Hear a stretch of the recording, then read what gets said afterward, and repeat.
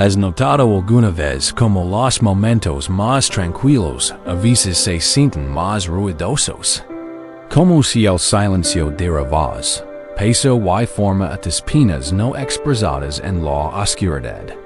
Apagas las luces, te sumerges en la quietud y, de repente, las distracciones del día se desvanecen, dejando con la innegable presencia de lo que dura. Puede ser un recuerdo, una perdida, la preocupación por un futuro incierto y pesado. Pasamos gran parte de nuestra vida intentando huir de ese sentimiento, llenando el silencio de ruido, distrayendo la mente con tareas. Pero esta noche, no. Haremos algo mucho más valiente. Nos volveremos y nos enfrentaremos al silencio. Aprenderemos a escuchar, no el clamor de nuestros pensamientos, sino la sabiduría más profunda que yace justo debajo de ellos. Esta noche no intentaremos silenciar esta voz del dolor. En cambio, aprenderemos su lenguaje, comprenderemos su propósito y encontraremos, en lo más profundo de nuestro ser, las semillas de una paz que siempre has llevado dentro. Este es un espacio para esa exploración silenciosa, un viaje interior. Para encontrar el verdadero significado de la paz, no como una ausencia de ruido, sino como la presencia suave y constante de tu propio corazón inquebrantable. Desde que tu cuerpo comienza a sentarse, siente su peso, la simple y sincera gravedad de su forma, descansando aquí, ahora. No hay nada más que hacer, ningún otro lugar donde necesitas estar. Solo esta respiración, el suave subir y bajar de tu pecho. Permite que cada exhalación sea un pequeño acto de soltar. Libera la tensión de tus hombros, tu mandíbula, los pequeños músculos alrededor de tus ojos. Has ganado el día. Ahora puedes diarlo. En el corazón de un pueblo, enclavado entre ondulantes colinas verdes, había un pozo. No era un pozo cualquiera. La piedra que cubría su profundo y fresco pozo era antigua. Y el agua que emanaba era la más dulce y cristalina en kilómetros a la redonda. Pero ese pozo tenía una cualidad peculiar. Era conocido como el pozo del eco, porque se decía que el pozo no solo contenía agua, contenía los sonidos del pueblo. No solo los sonidos del momento presente, sino los ecos de cada palabra.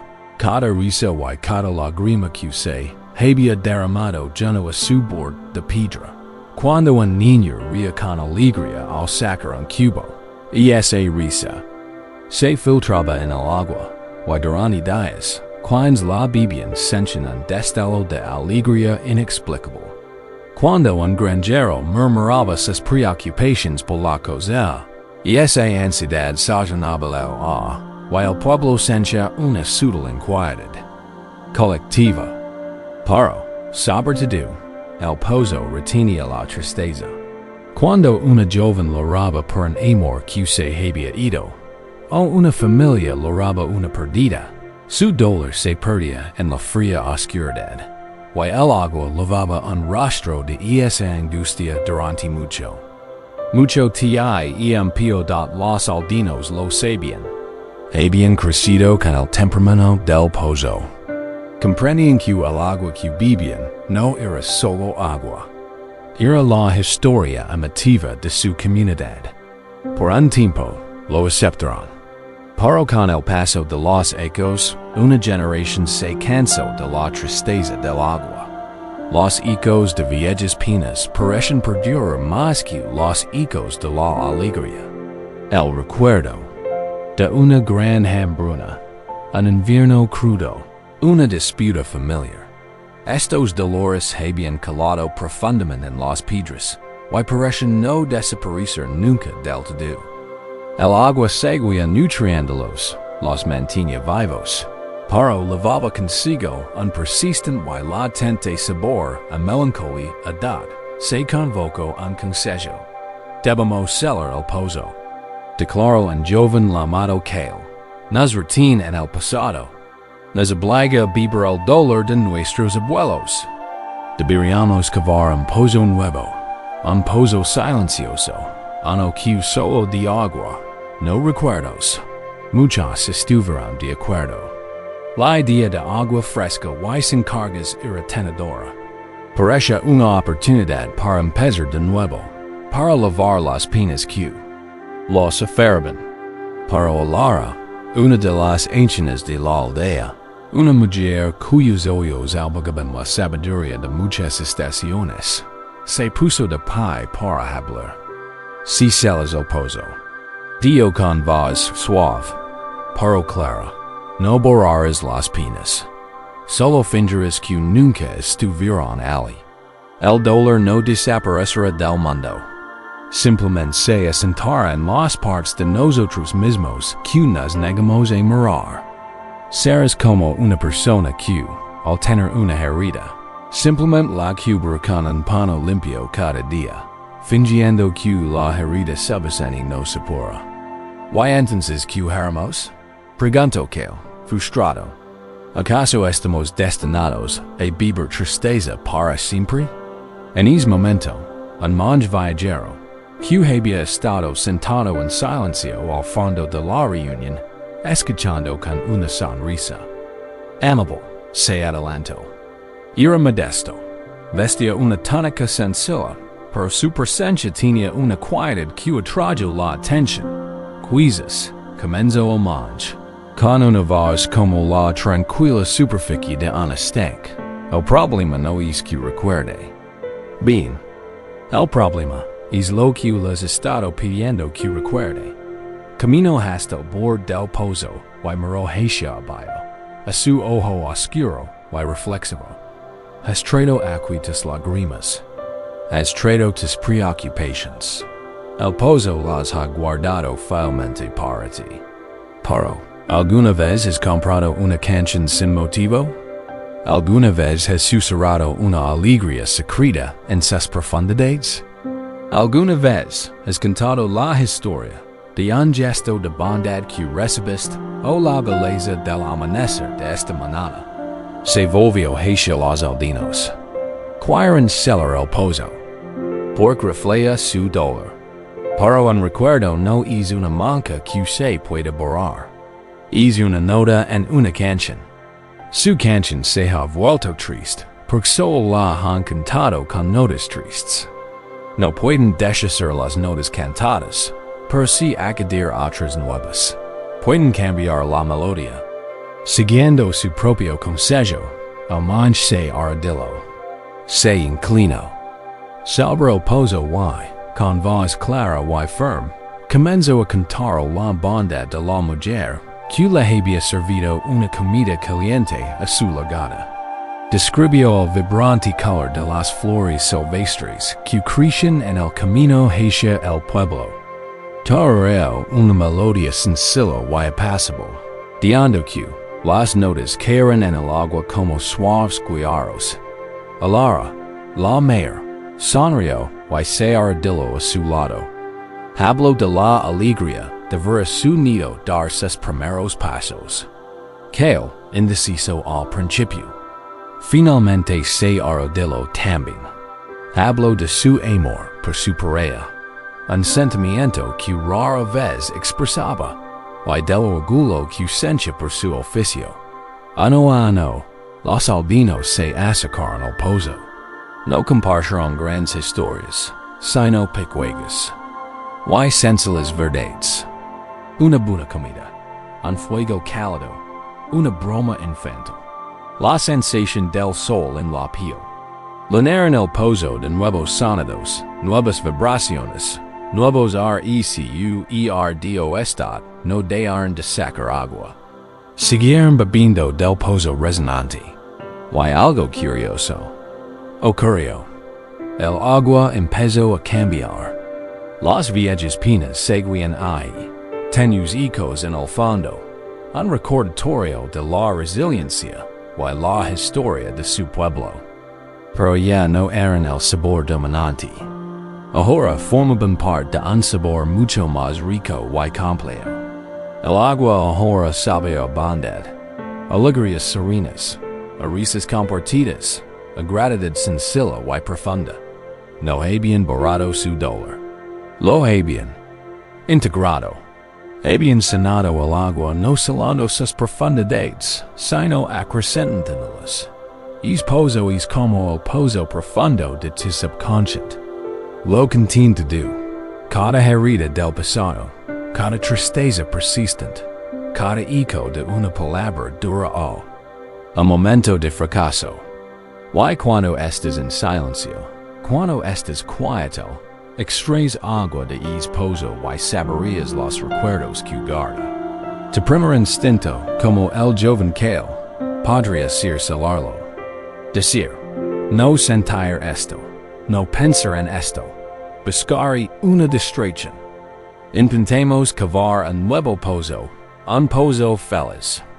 Pegando afirmaciones sobre nuestras heridas, o fingiendo que nuestra historia no existe. Pero la enseñanza del monje, la sabiduría del Zen, ofrece un camino diferente. Nos invita a honrar el pozo por lo que es, el fiel guardián de toda nuestra historia. Nuestro dolor es parte de esa historia. Es una nota en nuestra canción. Negarlo es negar una parte de nuestra propia vida, una parte de nuestra resiliencia. El verdadero camino hacia la paz no consiste en borrar los ecos, sino en añadir nuevos. Se trata de ver nuevas experiencias en el pozo de forma consciente, atenta y amorosa. No se trata de un acto grandioso y dramático.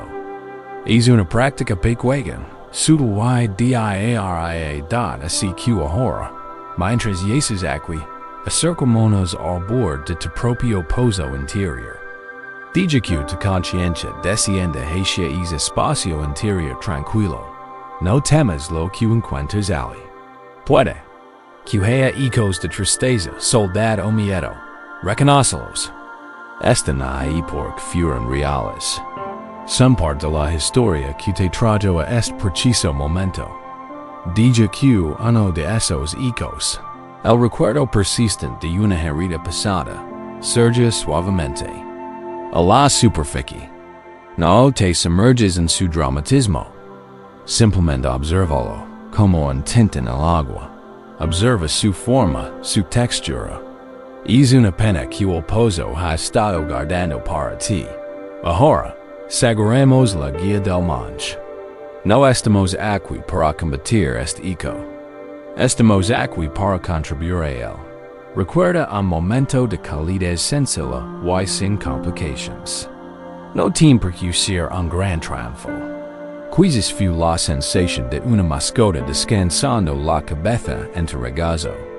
El sabor genuino de una taza de café o té recién hecho esta mañana. La amabilidad en la mirada de un desconocido. Una pieza musical que te hizo sentir comprendido. La belleza de la luna en el cielo nocturno. Encuentra esa pequeña cosa verdadera. Manténla presente. Siente su textura emocional, su calidez, su tranquilidad, su tierna gratitud. Ahora, mentalmente, inclinad sobre el borde de tu pozo interior. Y, como el monje, ofrece este nuevo recuerdo al agua. Susurra en las profundidades. Puedes hacerlo con palabras o simplemente con la sensación. Deja que la sensación de esa calidez y esa bondad y esa sencilla belleza descienda al pozo. Imagínala como una gota de luz dorada y brillante que se hundiéndose en el agua fría y oscura. Observa cómo se extiende. No borra el viejo eco del dolor. Se fusiona con él. Armoniza con él. Le añade una nueva nota a la canción. El dolor es el recuerdo de lo sucedido. La calidez es el recuerdo de tu capacidad de seguir sintiendo bondad, incluso después de todo. Ambas son ciertas. que un nuevo sonido puedes acudir al pozo esta noche. Quizás si la simple sensación física de tu mente, la sensación de estar abrazado, seguro y cálido. Diga que esa sensación de puro consuelo si otra gota de luz dorada. Ofreció al pozo. Quizás si sentimiento de gratitud por tu propio cuerpo, por su incansable labor de respirar, sanar, lavarte a través de esta vida, incluso en los días más difíciles.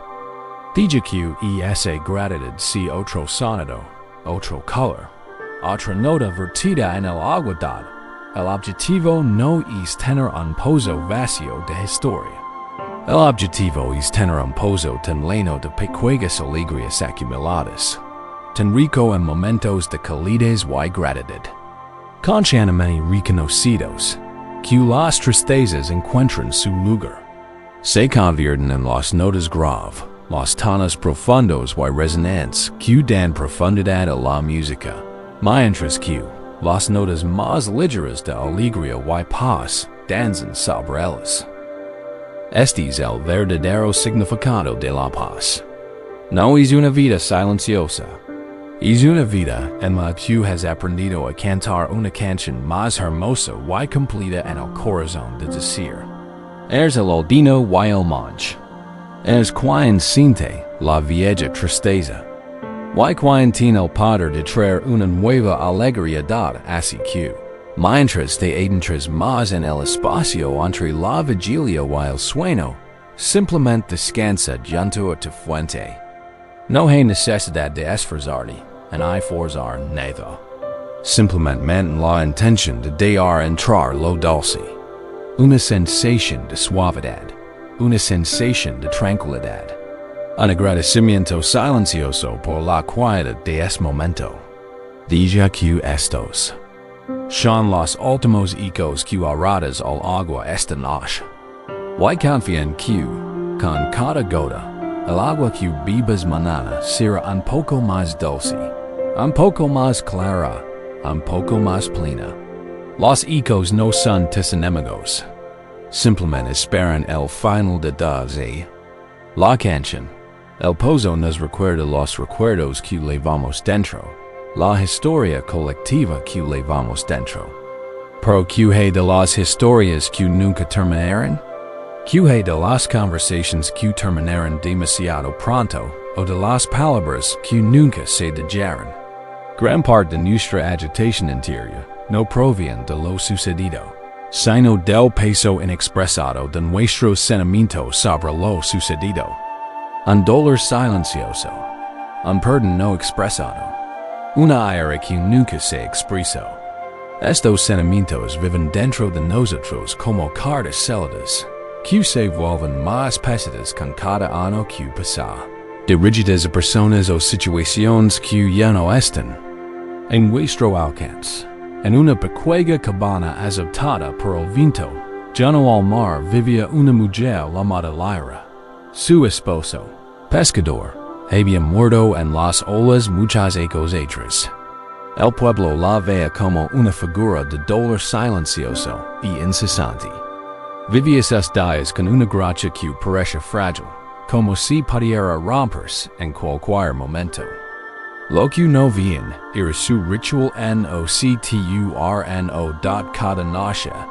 Mientras el crepúsculo se extendía por el cielo, Lyra encendía una vela. Se sentaba a su pequeña mesa de madera con un pergamino y un tintero, y escribía una carta. Algunas noches, la carta estaba llena de rabia. La escribía al mismísimo mar, maldiciendo su padre, su crueldad desconsiderada por arrebatar al amor de su vida. Sus palabras eran ásperas, feroces, una tormenta de tinta sobre la página.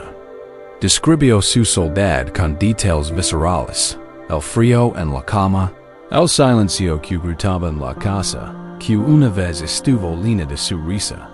Otras noches, sus cartas estaban llenas de un amor tan tierno que parecía una oración. La escribía a él, su pescador perdido. Le cantaba sobre su día, las gaviotas que vio, el precio del pan en el mercado. Recordaba pequeños y perchados recuerdos. La forma en que el remendibus es reads con tanta dedicación. La sensación espera de su mano. En la suya, anches tanto que alguna vez canto. En esas noches, sus lágrimas caen y difuminaban la tinta, haciendo que las palabras flotaran en la página como fantasmas. Y algunas noches, escribía cartas de perdón. No al mar, ni siquiera a él, sino a sí misma. Se perdonaba por las duras palabras pronunciadas en el momento de aire antes de su último viaje. Por las veces que dio por sentado su presencia, por no haber podido salvarlo. Escribió cada arrepentimiento secreto, cada remordimiento agudo que cargaba. Nunca guardaba estas cartas. Tras escribir la última palabra, doblaba el pergamino con cuidado. No lo selaba con cera, pues no era un secreto que guardar, sino una carga que liberar. Lavaba la carta doblada a su holder, dan siempre ardía un fuego pequeño y paciente. Y la ofrecia a las llamas. Observaría cómo los bordes se curvaban y ennegrecían, cómo la tinta de su rabia, su amor y su culpa se convertía en humo. El papel brillaría un instante, de un naranja brillante y ardiente, un testimonio final y ardiente del poder de sus sentimientos. Y entonces, se desmoronaría en cenizas, ingrávido y libre. El humo ascendería por la chimenea hacia el vasto cielo abierto. Las cenizas serían recogidas y devueltas a su jardín para nutrir la tierra de creación nueva vida. Una monja viajera, buscando refugio de una tormenta inminente, se quedó con Lyra unas noches. La segunda noche, observa este ritual en silencio. Vio la tormenta en la página, la calma del fuego, y la expresión de profunda y serena liberación en el rostro de Lyra, mientras observaba cómo ascendía el humo. A la mañana siguiente, la monja, preparándose para partir, le dio a Lyra, y visto muchas formas de oración en mis viajes. Pero la tuya es una de las más honestas que he presenciado. Lyra pareció sorprendida. No es una oración, dio, es solo una forma de pasar la noche. ¿Hay alguna diferencia? Respondió la monja con dulzura. Dominas tus sentimientos con papel y tinta. Los honras con el ritual del fuego. Los liberas al universo y devuelves su esencia a la tierra. No intentes olvidar. Te permite sentir completamente y sin juzgar, y luego te dejas levar. El humo leva las palabras al cielo, y las cenizas devuelven la paz a la tierra. Y esa es la definición misma de un acto sagrado. Lyra nunca lo había visto así. Para ella, había sido un acto desesperado de supervivencia. Para las palabras de la monja plantaron una semilla. Empezó a ver su ritual no como un símbolo de su dolor eterno, sino como un testimonio de su continuo proceso de sanación. No estaba atrapada en su pérdida. La estaba superando, letra por letra. El peso no residía en el recuerdo de su esposo, sino en las emociones no expresadas que lo rodeaban. El ritual era el recipiente sagrado para esa expresiosidad. La metáfora de la carta no enviada habla de una profunda necesidad humana, la necesidad de que nuestro mundo interior sea presentado. Incluso si el testigo somos nosotros mismos y los elementos silenciosos. Cargamos con tantas historias no dichas. El te amo que nunca dijimos. El lo siento que signas quedo atascado. El me lastimaste que teníamos demasiado miedo de expresar. Estos sentimientos no expresados no se desvanecen sin más. Permanecen en nuestro sistema energético. Se convierten en la atención en nuestros hombros, la ansiedad en nuestro pecho, los pensamientos recurrentes que rondan nuestra mente en la oscuridad de la noche. Son cartas esperando ser y estar estad, la enseñanza aquí es la de la autoexpresión. Valente y la alquimia de la liberación. La paz no se encuentra reprimiendo nuestros sentimientos, fingiendo que no estamos enojados, tristes o llenos de arrepentimiento. La paz se encuentra al otro lado de esa expresión. El fuego del ritual no destruye el sentimiento, lo transforma. Libera la energía contenida en la historia, devolviéndola a un estado neutral y pacífico. No necesitas que la otra persona esté presente para recibir la carta. La sanación no depende de su respuesta. La sanación está en la escritura, en expresar honestamente tu propia verdad. Intentemos ahora una versión de este ritual en el santuario de tu propia mente. Leva tu atención a tu corazón. Imagina en el centro de tu pecho un sobre pequeño, pesado y salado. Esta carta sin enviar. En esa cura necesitas saber conscientemente que contiene todavía. Simplemente siente su presencia. Su peso. ¿A quién va dirigido? Quizás a una persona que ya no está en tu vida. Alguien que ha fallecido o de quien te sientes distanciado. Quizás a una versión más joven de ti mismo. A un yo al que desearías regresar para consolarte. Quizás a tu propio cuerpo por el dolor que carga. O quizás, como Lyra, a un concepto, a la vida, a la enfermedad, a una situación que sientes. En esta edad, no hay necesidad de forzarlo. Simplemente permite que un receptor surja suavemente en tu conciencia. Ahora, encendemos la vela.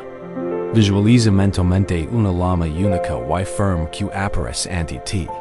Su luz es cálida, dorada y completamente segura.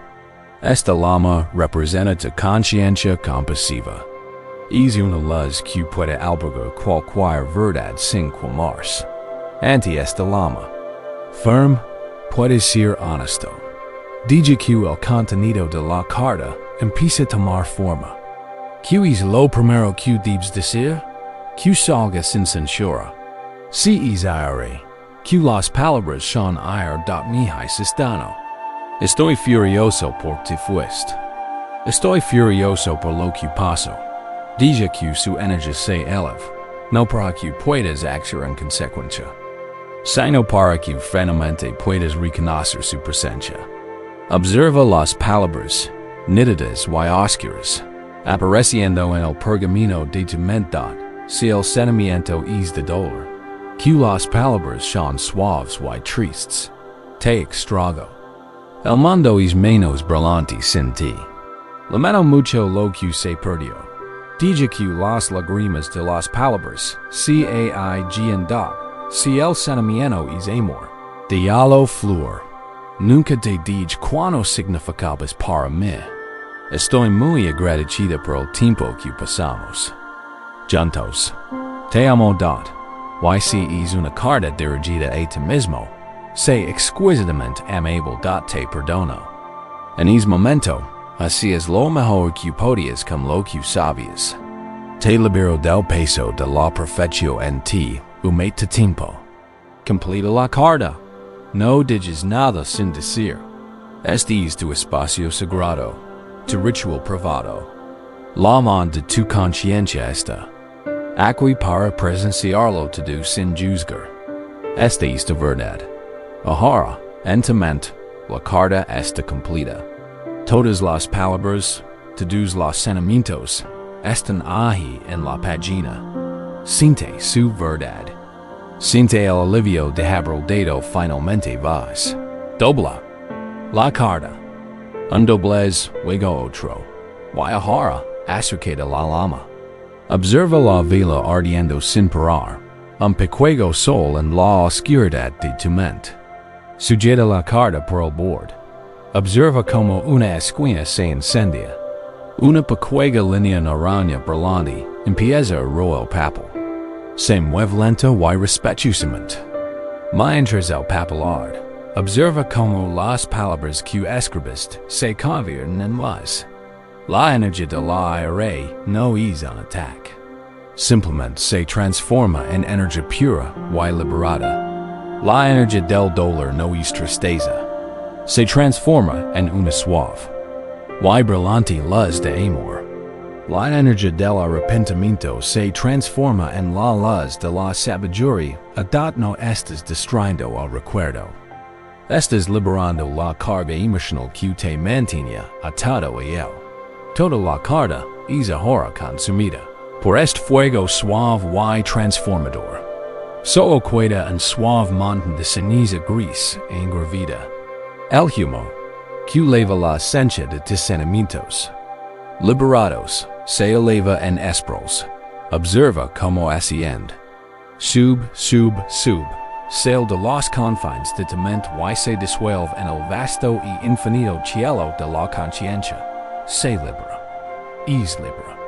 Y ti también. Ahora, recoge las cenizas suaves.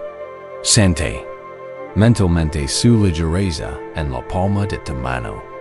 Llévalas al jardín de tu mundo interior, el jardín del que hablan los anis, y espárcelas sobre la tierra. Esta energía liberada no se desperdiciará. Se convertirá en el alimento para un nuevo crecimiento, una nueva comprensión, una nueva paz. La experiencia que antes era fuente de dolor, ahora se convierte en fuente de sabiduría y terreno fértil para tu propio desarrollo al ello. La paz que sientes ahora no es un vacío, es una amplitud. El espacio que antes ocupaba esa carga pesada, y sin enviar ahora, está abierto, despejado y disponible para el momento presente. Lo que queda no es el dolor puro, sino la simple verdad de tu propio corazón. Un corazón capaz de sentir profundamente, de expresarse con honestidad y de liberarse con gracia. Esta es una profunda fortaleza. Mientras descansas aquí en la quietud posterior a este ritual, recuerda que puedes retomar esta práctica en cualquier momento que sientas el peso de las palabras no dichas.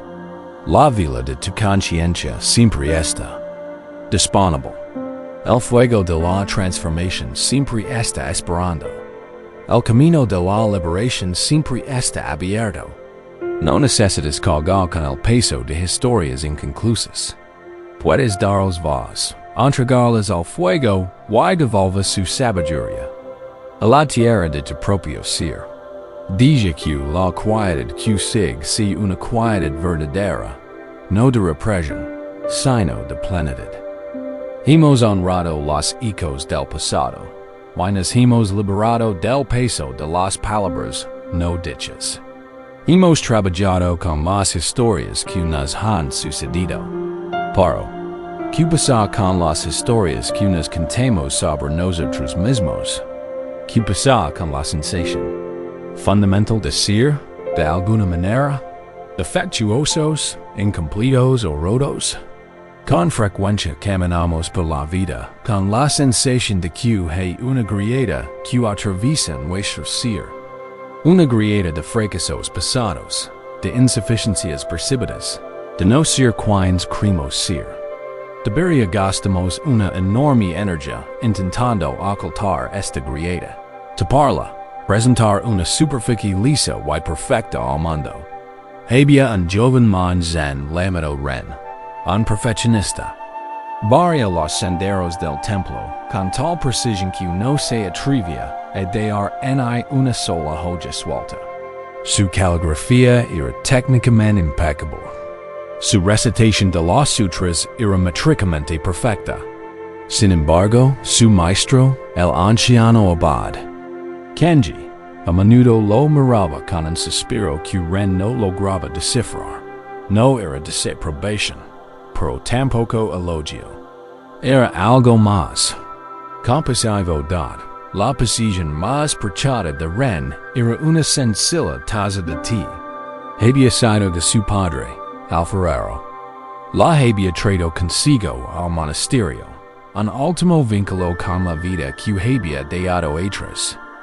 Un día, mientras la lavaba, distraído por sus esfuerzos por impresionar a Kenji en la ceremonia, la taza se le resbaló de las manos mojadas.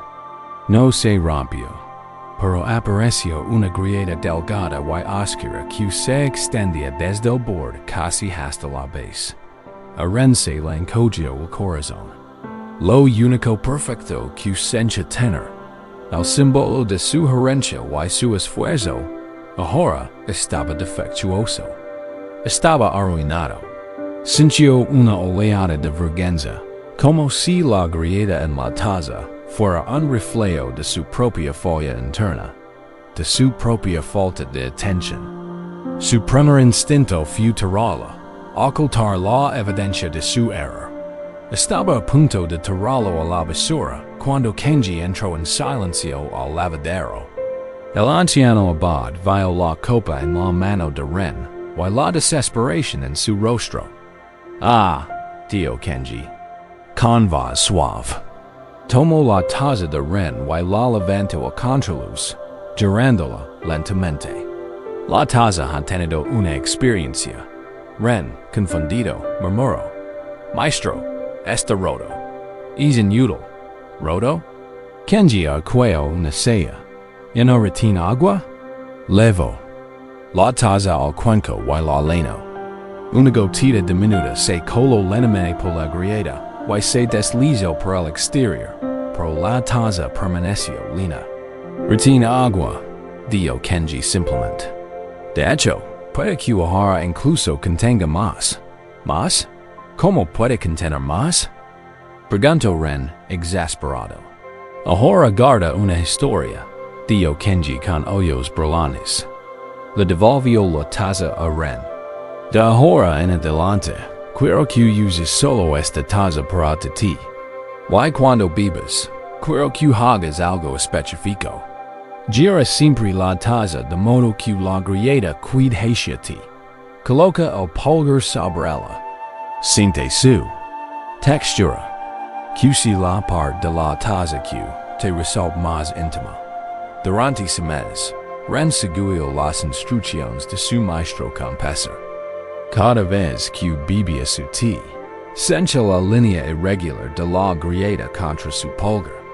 Era como un anuncio público y constante de su fracaso. Los demás monjes lo veían con su taza imperfecta, y él imaginaba su juicio. El té mismo parecía tener el sabor de su vergüenza. Una fría mañana durante la meditación, la mente de Ren estaba particularmente agitada. Su frustración por su falta de progreso, su enojo consigo mismo, su vergüenza por la taza, todo se arremolinaba en una tormenta de autocrítica. Kenji, percibiendo su angustia, terminó la meditación temprano. Y preparó el té. Trajo dos tazas. Una era perfecta, de color verde celadón. La otra era la taza agrietada de Ren. Llenó ambas y acercó la taza agrietada a Ren. Mientras Ren la recogía, su pulgar encontrando con naturalidad la familiar y áspera línea de la grieta.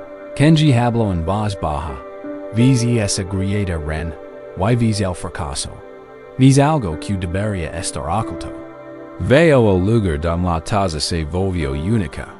Antes de esto, era solo una taza. Ahora, es es copa, su viaje está escrito en ella. Continúo. Te esfuerzas por alcanzar una perfección que no existe en este mundo. Vas las joyas, pero siempre que nuevas. Practicas la caligrafía, pero la tinta nunca está del todo bajo tu control. Intenta ser un monje perfecto, pero eres un ser humano, lleno de pasiones, historias y errores. No eres una vasija lisa y impecable. Ren, eres una taza de té agrietada. Ren miró hacia arriba, sorprendido y herido. Los ojos de Kenji se llenaron de calidez. Y eso es lo que te es hermoso. Isa través de descuidas que entre la luz.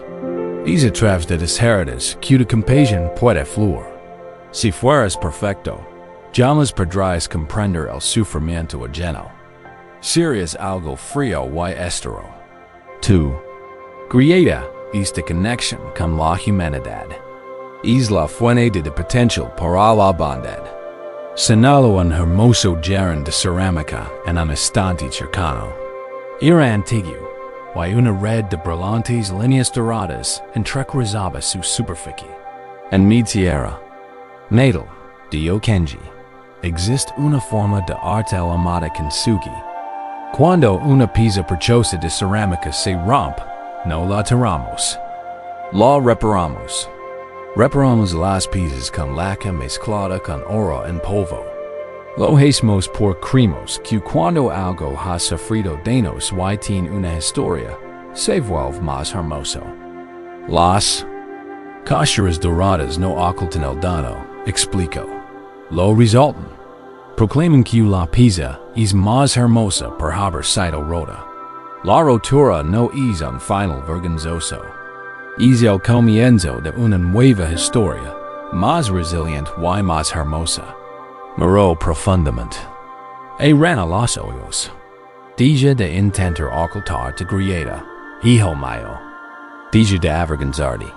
Volvela hacia ti, como te dije. Pero no la sientas con vergüenza. Siéntela con ternura. Siéntela con compasión. Recorre su camino no con juicio, sino con el oro de tu propia autoaceptación. Esa es la verdadera ceremonia del ti. Esa es la verdadera práctica. En ese momento, algo cambió en Ren. Vio la mirada a la taza que tenía en las manos. Sintió la rugosidad de la grieta, pero por primera vez, no parece un defecto. Parece el mapa de un viaje. Se siente honesto. Tomó un sorbo de té. Y era el té más delicioso que jamás había probado. Sabia aceptación. Todos somos tazas de té agrietadas. Todos tenemos un historial de roturas, estilas y fracturas. Tenemos grietas por el dolor, el fracaso, la vergüenza, por el simple y torpe acto de ser humanos. Y el mundo nos enseña a ocultar estas grietas. A usar las redes sociales como una especie de barniz perfecto, mostrando solo la parte lisa y inmaculada de nuestras vidas. Tenemos la presión de ser kintsugi a la inversa, de hacer invisibles las reparaciones. Pero la sabiduría del Zen, la sabiduría de la taza de té rota, nos dice que nuestra sanación, nuestra paz, nuestra belleza, reside en la dirección opuesta.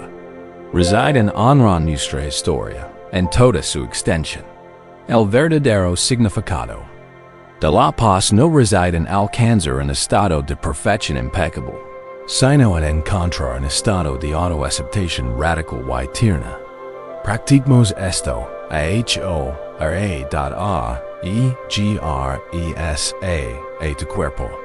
Deja que la respiración sea suave y tranquila. Imagina que sostienes una taza de té.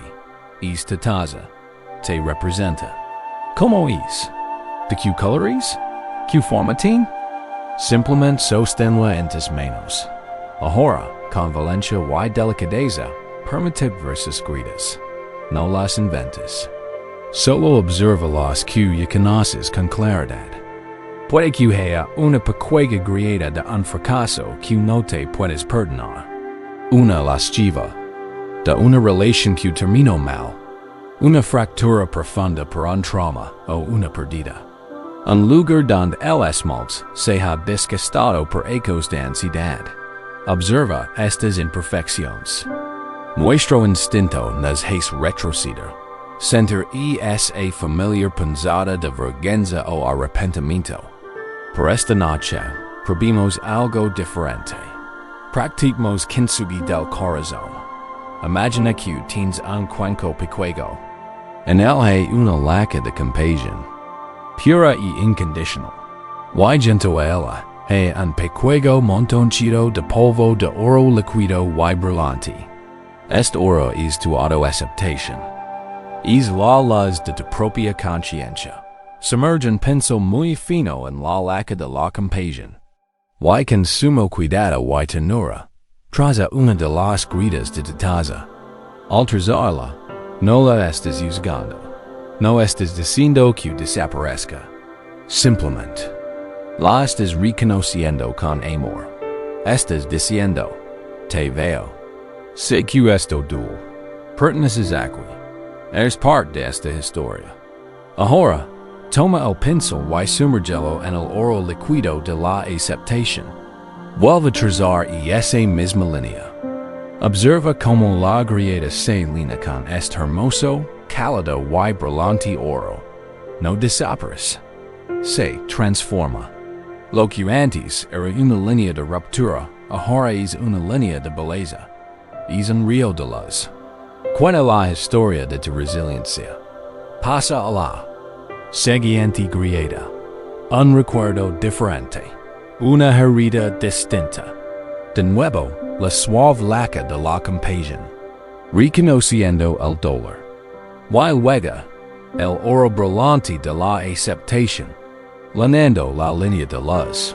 Tomate tiempo. No hay prisa. Este es un arte sagrado. Repara la prechosa vasaja que eres. No tienes defectos. Eres una obra maestra del kintsugi.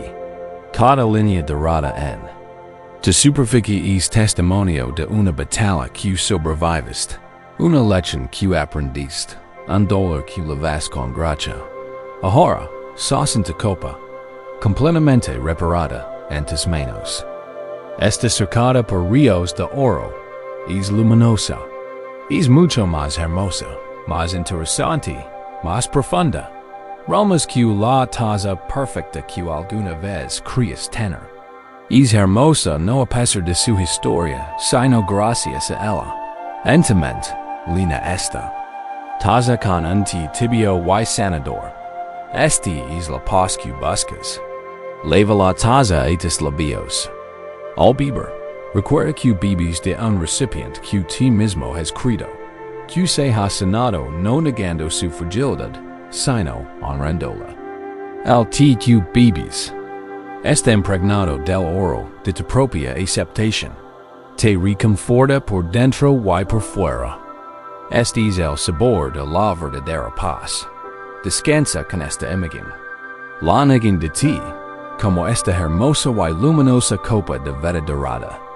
Plena, no porque estés intacta, sino porque has aprendido a amar las partes de ti que han estado. Esta es tu fuerza. Esta es tu luz. Siempre que sientes el aguijón de tu propia imperfección, recuerda esta copa.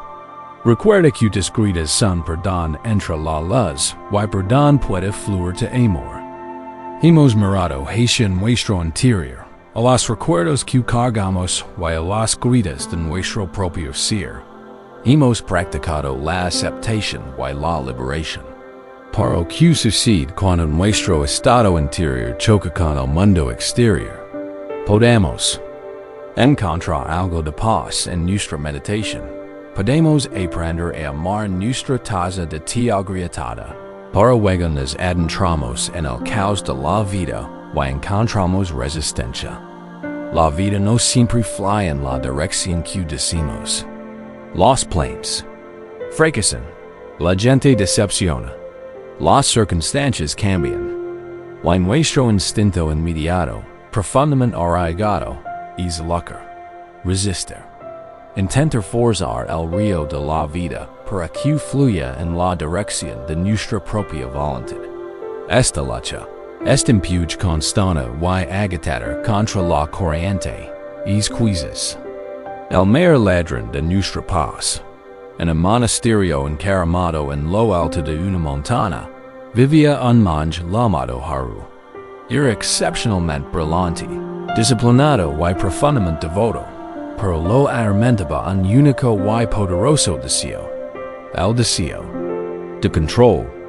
Creía que si lograba comprender el universo con suficiente profundidad, si meditaba con la suficiente intensidad, si su voluntad era lo suficientemente fuerte, podría manipular las circunstancias a su antojo. Ve la vida como una serie de problemas por resolver, obstáculos que superar mediante la pura fuerza de voluntad y espiritu el dot su maestra. Una anciana llamada maestra Suki, curdida y sabia como la montana misma, lo observaba con paciencia. Lo vio intentando obligar al guiado recalcitrante del templo a meditar. Lo vio enfurecerse de frustración cuando las tormentas interrumpían su horario de trabajo al aire libre, perfectamente planificado. Vio la inmensa tensión que sentia en los hombros, la tensión de un hombre siempre preparado para la lucha contra la realidad. Un día, Suki le dio un estrategia espiritual para meditar. Haru, dio con voz serena como la niebla de la mañana. Olvídate de lo demás. Solo resuelve este problema. Anse como hacer que el río del valle fluya cuesta arriba. Haru se tomó el estrategia al pie de la letra y con absoluta seriedad. Pensó que esta era la prueba definitiva de su voluntad. Si lograba lograrlo, demostraría el poder de su mente sobre el mundo material. Salió del monasterio y vio al río. Una corriente veloz de nieve derretida y agua de lluvia que se deslizaba montaña abajo. Durante días, intentó empujar el agua. Permaneció en la corriente, con las piernas temblorosas, las manos empujando contra la corriente implacable, intentando repelerla. El río, indiferente, simplemente lo adelantó. Construyó pequeñas presas de rocas. El río fluyó sobre ellas. O las radio, desmantelando su obra en instantes. Intentó usar cubos, sacando agua frenéticamente y lavándola unos metros cuesta arriba, solo para verla escurrir de vuelta, siempre buscando el camino de menor resistencia. Las semanas se convirtieron en meses. Haru adelgazó, se creció por el sol y quedó desligado. Su frustración se convirtió en una especie de locura. Le gritaba al agua, ordenando que lo obedeciera. Se sentaba y la miraba fijamente durante horas, intentando moverla con la fuerza de su pensamiento concentrado. El río, por supuesto, no le prestó atención. Simplemente continuó su viaje intemporal y sin esfuerzo hacia abajo. Una noche, completamente derrotado, exhausto y desconsolado, Haru se desplomó en la orilla del río. Había fracasado. Su voluntad no servía de nada. El universo era indiferente. Esos deseos, todo su esfuerzo, todo su afán, había sido en vano. Y en ese momento de completa y total rendición, algo sucedió. Dejó de luchar. Se dejó al levar. Se tumbó en la tierra fresca y simplemente observa el río. Ya no lo veía como un adversario. Lo veía como lo que era. Vio como navegaba alrededor de una gran roca, no aplastándola, sino cediendo a ella, encontrando el espacio a su alrededor.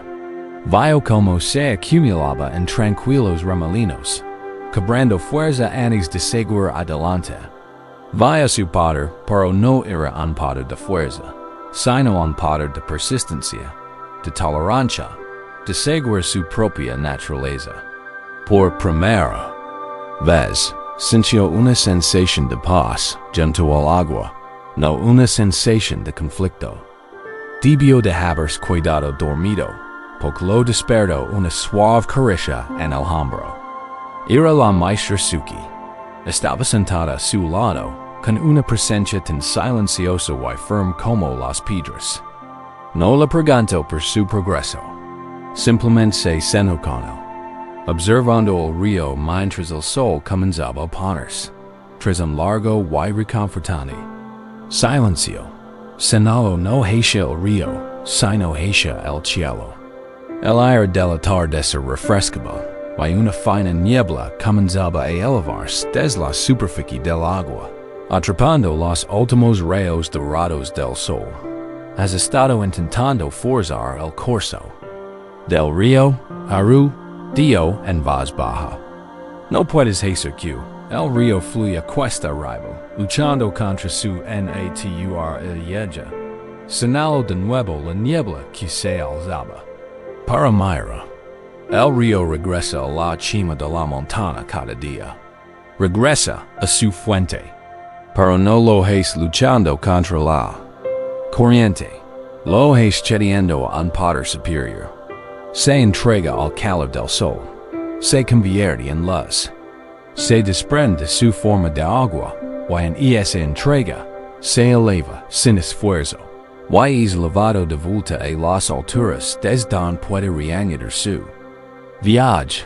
Haru se quedó mirando, hipnotizado. La niebla, el vapor de agua, era el río transformado. Fluye cuesta arriba, pero no como el jamás había imaginado. No era un acto de fuerza. Era acto de profunda liberación. De voluntad Haru, continuó Suki. Es como ti, de pie en el agua, intentando empujar. Es agitador y inútil. Pero, tu sabiduría, tu verdadera naturaleza espiritual, es como el sol. No lucha contra el río de la vida. Lo ilumina con calidez y aceptación. Y en esa calidez, los problemas que parecen tan sólidos y imposibles pueden liberar su forma. Se vuelven ligeros. Pueden elevarse y verse desde una perspectiva superior. La paz no se encuentra en ganar la batalla contra el río.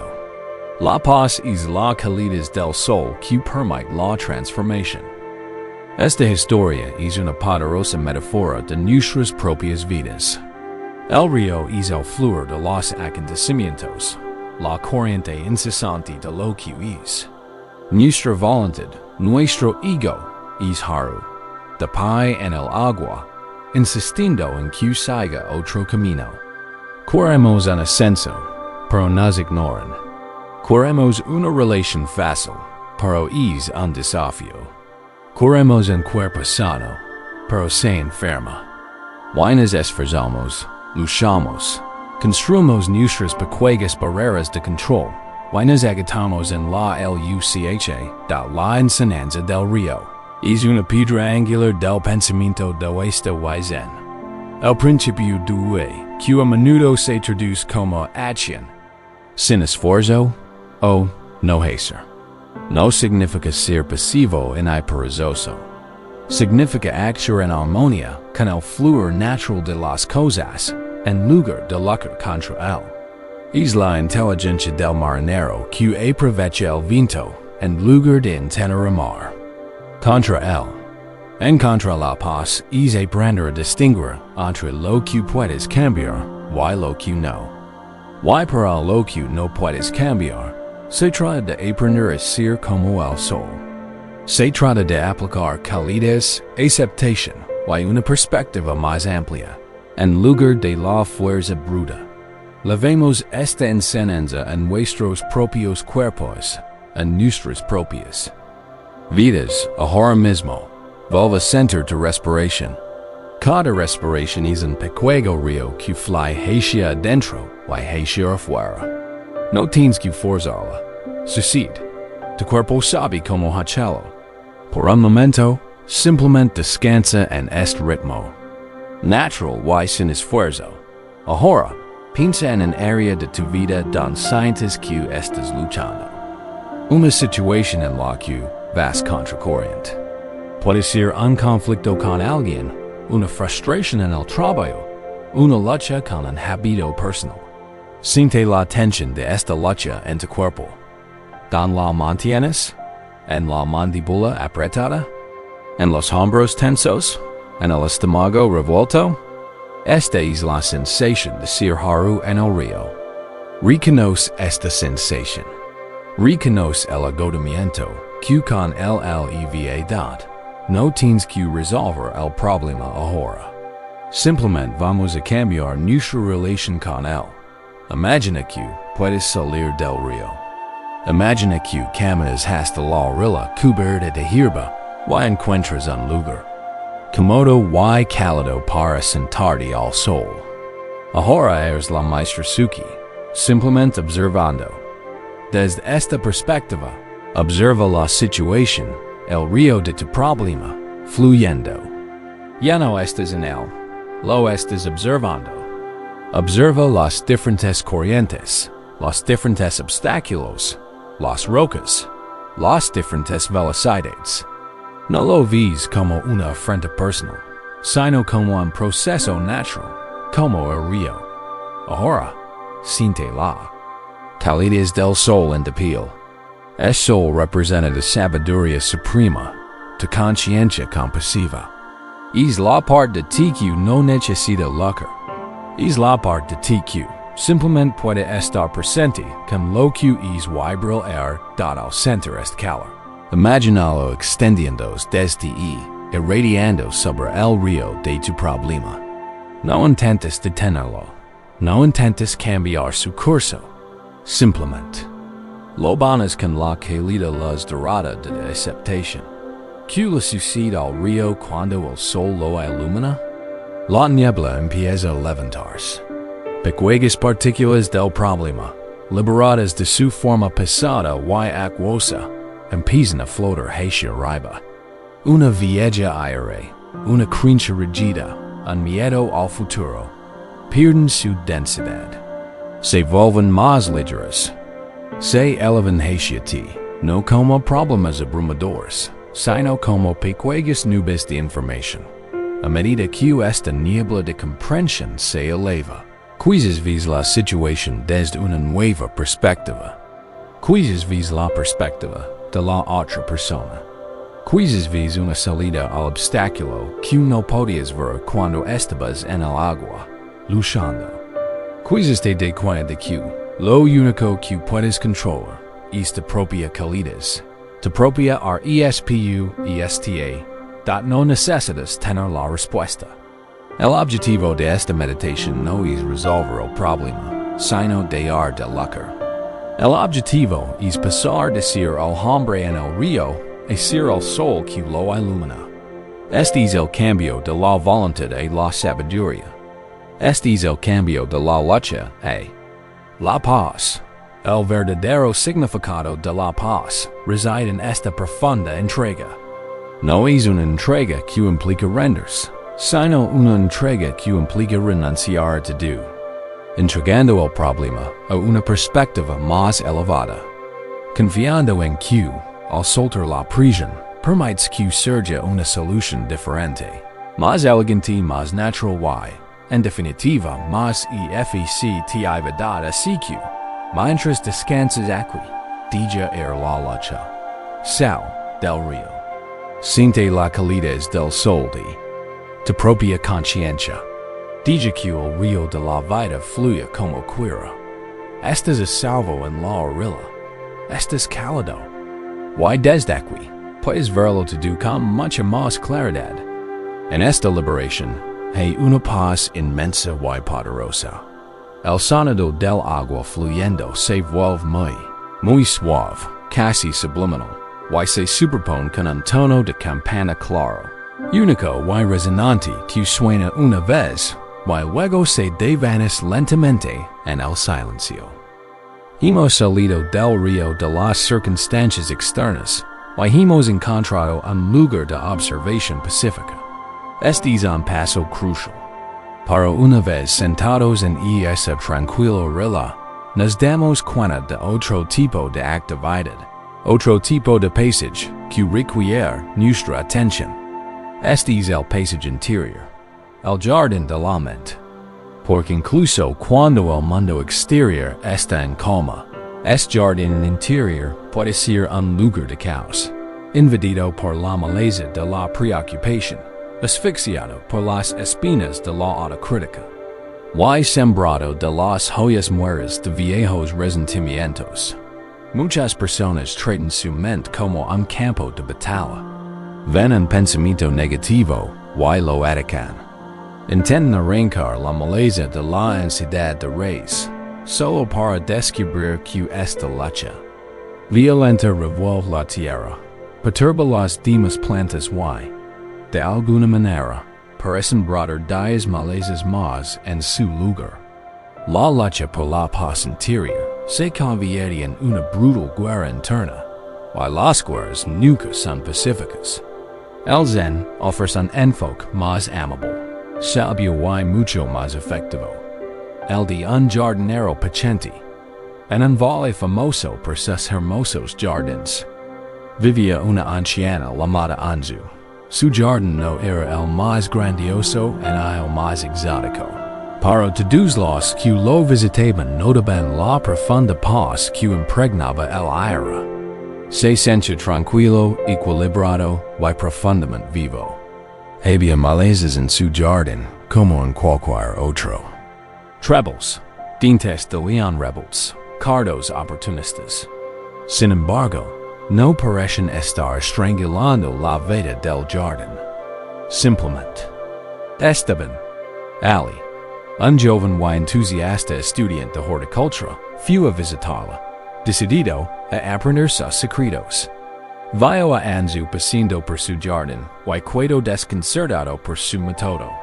Pasaba horas cuidando un sembrado de peonías, enriqueciendo la tierra con esmero, regándolas y cortando con cuidado las hojas amarantas. Dedicaba toda su atención amorosa a las camelias, las rosas y las humildes hierbas. Les sonreía e incluso parecía susurrarles. El estudiante, sin embargo, notó que pasaba de largo junto a un sembrado de maleza, a veces incluso asintiendo, con la cabeza con una mirada de reconocimiento neutral antes de pasar a sus coloridas flores. Finalmente, la impaciencia lo venció. Abuela Anzu, dijo, haciendo una reverencia respetuosa. No entiendo tu método. Eres la jardinera más famosa de la región, pero tu jardín tiene las hierbas. Pasas todo el tiempo con las flores. ¿Por qué no atacas estas malas hierbas? ¿Con más vigor? ¿Por qué no las arrancas? ¿Las envenenas? ¿Las eróticas? Anzu dejó de trabajar, y miró al joven con ojos claros y profundos como el cielo. Sonrió levemente. Trotó a mi jardín. Dio con voz suave como el musco, igual que trotó a mi mente. Sonó un cardo particularmente tenaz. Esta mala hierba, dio, es una preocupación. Un pensamiento de YC. Que surge. Sin invitación. En mi juventud, solía luchar contra ella. La arrancaba con rabia. Y que pasaba. Dejaba un agujero enorme en la tierra, y me dolía la espalda. Y como la tierra estaba removida, las semillas de la mala hierba esparcidas por todas partes encontraban un hogar perfecto para germinar. Por cada una que arrancaba, 3 acudían a su funeral. Luego señaló las magníficas peonías que había estado cuidando. Estas flores, dijo, con el rostro iluminado, son mis sentimientos de gratitud. Este es el recuerdo de la risa de mi hija. Esta es la sensación del sol en mi rostro esta mañana. Este es mi agradecimiento por el sabor del agua fresca. He aprendido, continuó, que tengo un tiempo y una energía limitados en este jardín cada día. Si dedico toda mi energía a combatir la maleza, ser una jardinera agotada y enfadada con un jardín muy perturbado. La maleza absorberá toda mi atención, toda mi energía vital. Así que he cambiado mi enfoque. No ignoro las malas hierbas. Las veo. Digo, Carol, estás aquí de nuevo. Hola, reconozco su presencia. Pero no les doy mi energía. No las riego con mi miedo. Number. Las alimento con mi atención. En cambio, dedico todo mi amor, toda mi agua, toda mi luz solar, toda mi mejor tierra. A las flores se inclino, y toca una terciopelado pétalo de rosa. Y algo hermoso sucede. Las flores, también nutridas, y líneas de vida, crecen fuertes, y vibrantes. Sus hojas se vuelven anchas y verdes. Sus flores abundantes y fragantes. Crecen tan grandes y sanas que empiezan a ocupar todo el espacio. Crean hermoso y exuberante dosel. Y bio es dosel, las malas hierbas, privadas de luz. Solar y espacio, simplemente. Pierden su poder. No necesitan que los combaten. Suave y pacíficamente, la belleza los desplaza. Mi paz, conclio anzu, mirando al joven sirio, no proviene de tener un jardín sin malezas. Proviene de tener un jardín tan lleno de flores. Vibrantes que las malezas ya no son lo más importante. Esta parábola es la esencia de la práctica de la atención plena. Tu mente es un jardín. Y tú eres el jardinero. Los pensamientos surgen en tu mente por sí solos. No los eliges. Preocupaciones, miedos, juicios, resentimientos. Estas son las malas hierbas. Son una parte natural, aunque inútil, del ecosistema. Mental de la enseñanza fundamental es esta. Aquello en lo que te concentras, crece. Aquello a lo que dedicas tu atención, le dedicas tu energía. La paz mental no se logra mediante una violenta lucha interna contra la negatividad. Se logra mediante el cultivo paciente, delicado y constante de lo positivo. No una positividad falsa y forzada, sino un aprecio genuino por las cosas sanas, y hermosas que también están siempre peor, esentes. Así que permitanos admirarnos en el jardín de su mente para estos momentos finales de nuestro viaje esta noche. Encuentra de nuevo ese espacio tranquilo y observador dentro de ti. El asiento del jardinero sabio. Desde aquí, puedes observar tus propios pensamientos sin enredarte en ellos. Mientras descansas aquí, surgen pensamientos. Son las plantas de jardín. Podría surgir un pensamiento sobre el mañana. Una preocupación por una tarea pendiente. Observalo. Reconocerlo. Un cardo. Hola. No tienes que arrancarlo. No tienes que seguirlo por el laberinto de la ansiedad. Simplemente observalo, nombralo y déjalo ser. Ahora, vamos a plantar y regar algunas flores conscientemente. Este es un acto de cultivo suave e intencional. Que la primera flor sea la gratitud. Deja que tu atención se desvíe y encuentra una sola cosa sencilla de tu día, por la que puedes tener un agradecimiento genuino. Puede ser la comodidad de la cama en la que estás acostado. Puede ser una palabra amable que alguien te dio. Puede ser el simple hecho de que estás a salvo y cálido ahora mismo. Encuentra esa única cosa. Y ahora, del toda tu atención amorosa. Este es el acto de regar la flor. Siente la gratitud en tu cuerpo. Deja que sea una luz cálida y dorada en tu pecho. Cuida esta flor. Aprecia su color, su fragancia. Dale tu energía. Siente como se fortalece y se vuelve más vibrante bajo el sol de tu atención. Ahora, plantamos una flor de compasión. Recuerda, tus propias luchas, la flor agrietada de decir, y en lugar de juzgar, ofreced una gota de bondad. Riga y esa zona con el pensamiento. Está bien. Estás haciendo lo mejor que puedes. Que estés en paz. Siente la dulzura de ese pensamiento. Es una flor hermosa y resiliente. Cuidala. Finalmente, plantamos una flor de alegría. No una alegría salvaje y extática, sino una alegría tranquila y sencilla. Recuerda un momento, Profugas QC, que te debullo una sonrisa, ver un pájaro en vuelo, un verso de una canción, las travesuras de una mascota o un niño. Encuentre esa pequeña semilla de alegría, manténlo presente. Regalo con recuerdo. Permite que esa pequeña sonrisa regrese, aunque sí débilmente. Deja que esa flor florezca en el espacio de tu corazón. Tu jardín ahora es un poco diferente.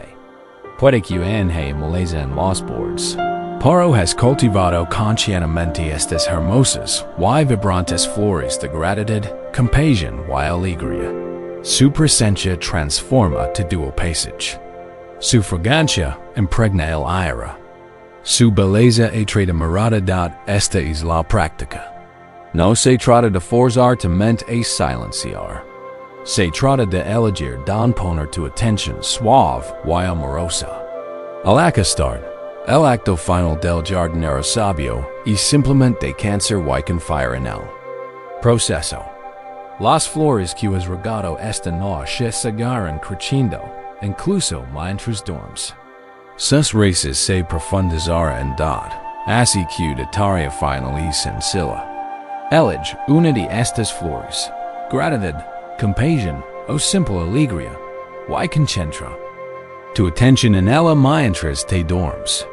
Deja que su sensación sea lo último de lo que seas consciente. Deja que su fragancia sea la atmósfera en la que tu mente puede descansar, sanar y restaurarse. Has escuchado profundamente esta noche. Has ido al pozo, has escrito la carta, has sostenido la copa y has contemplado el río. Has pasado por el jardín de tu propia mente. El verdadero significado de la paz, quizá lo hayas descubierto, no es un destino final. Es una práctica suave. Es la forma en que aprendes a afrontar tu propia vida. Esta noche has escuchado. Mañana, al despertar, recuerda la sabiduría del jardinero. Elige, aunque sea por un instante, regar una flor en lugar de luchar contra la mala hierba. Así se construye una vida en paz. No de golpe, sino con un momento de paz y conciencia a la vez. Descansa ahora. Descansa en el hermoso jardín que has cultivado. Que de sueños si profundo y de sueños apacibles.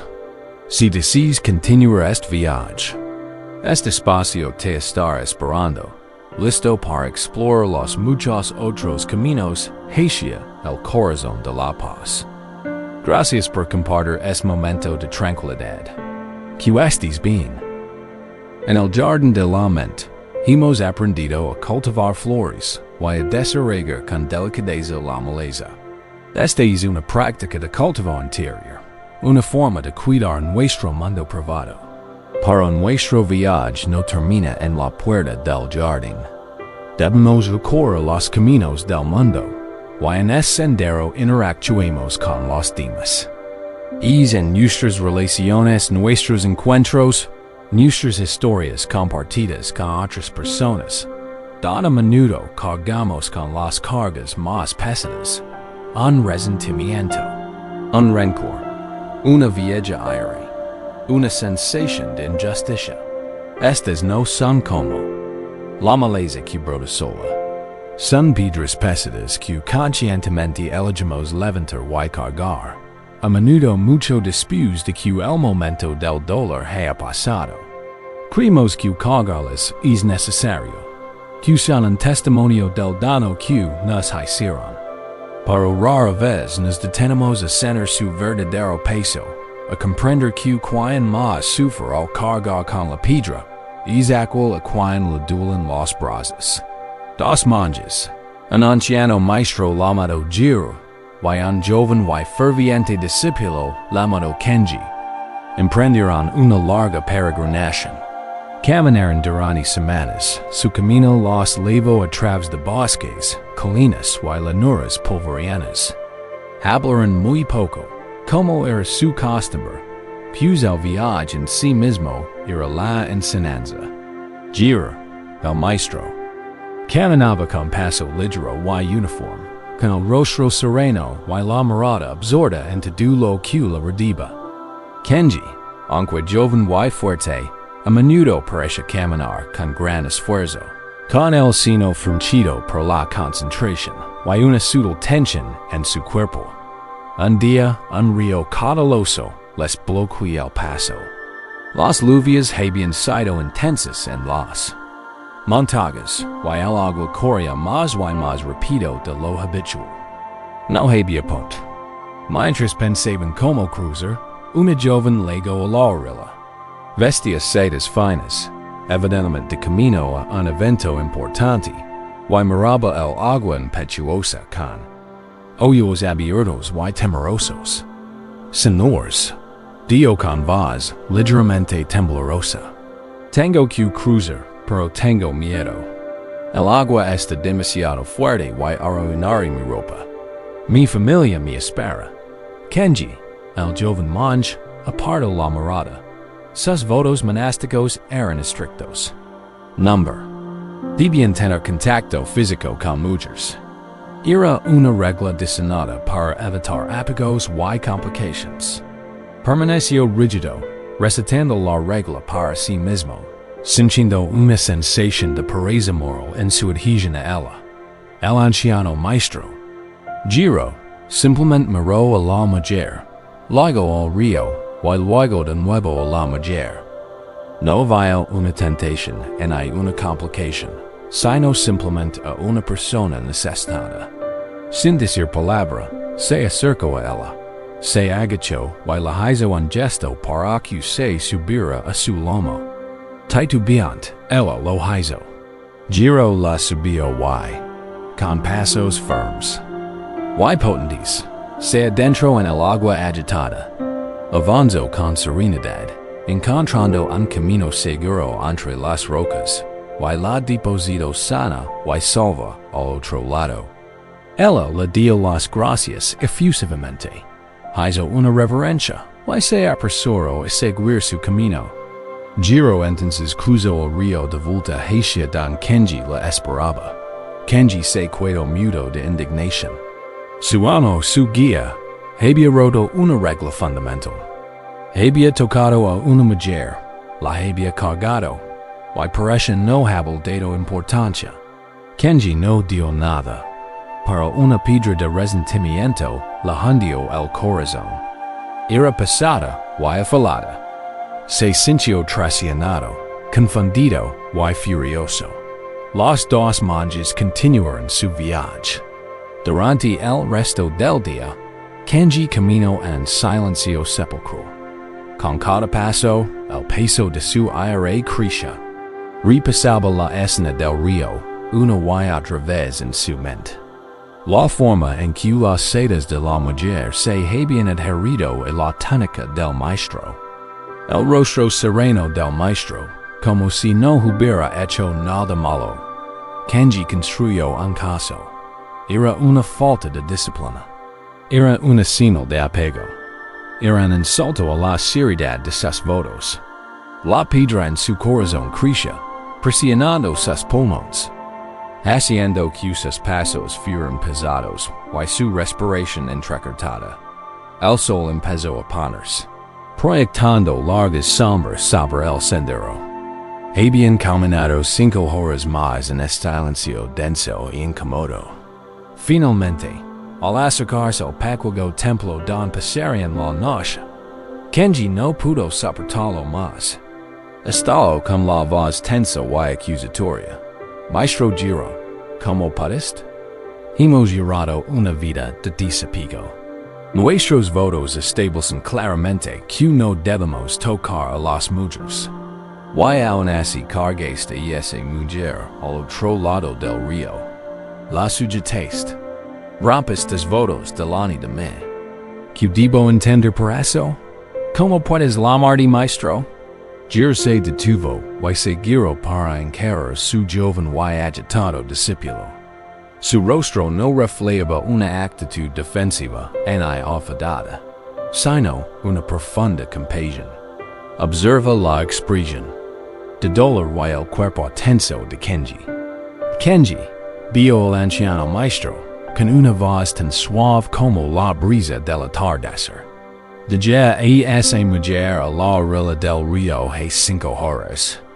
Hizo una pausa, con una mirada amable y directa. ¿Por qué sigues cagándola?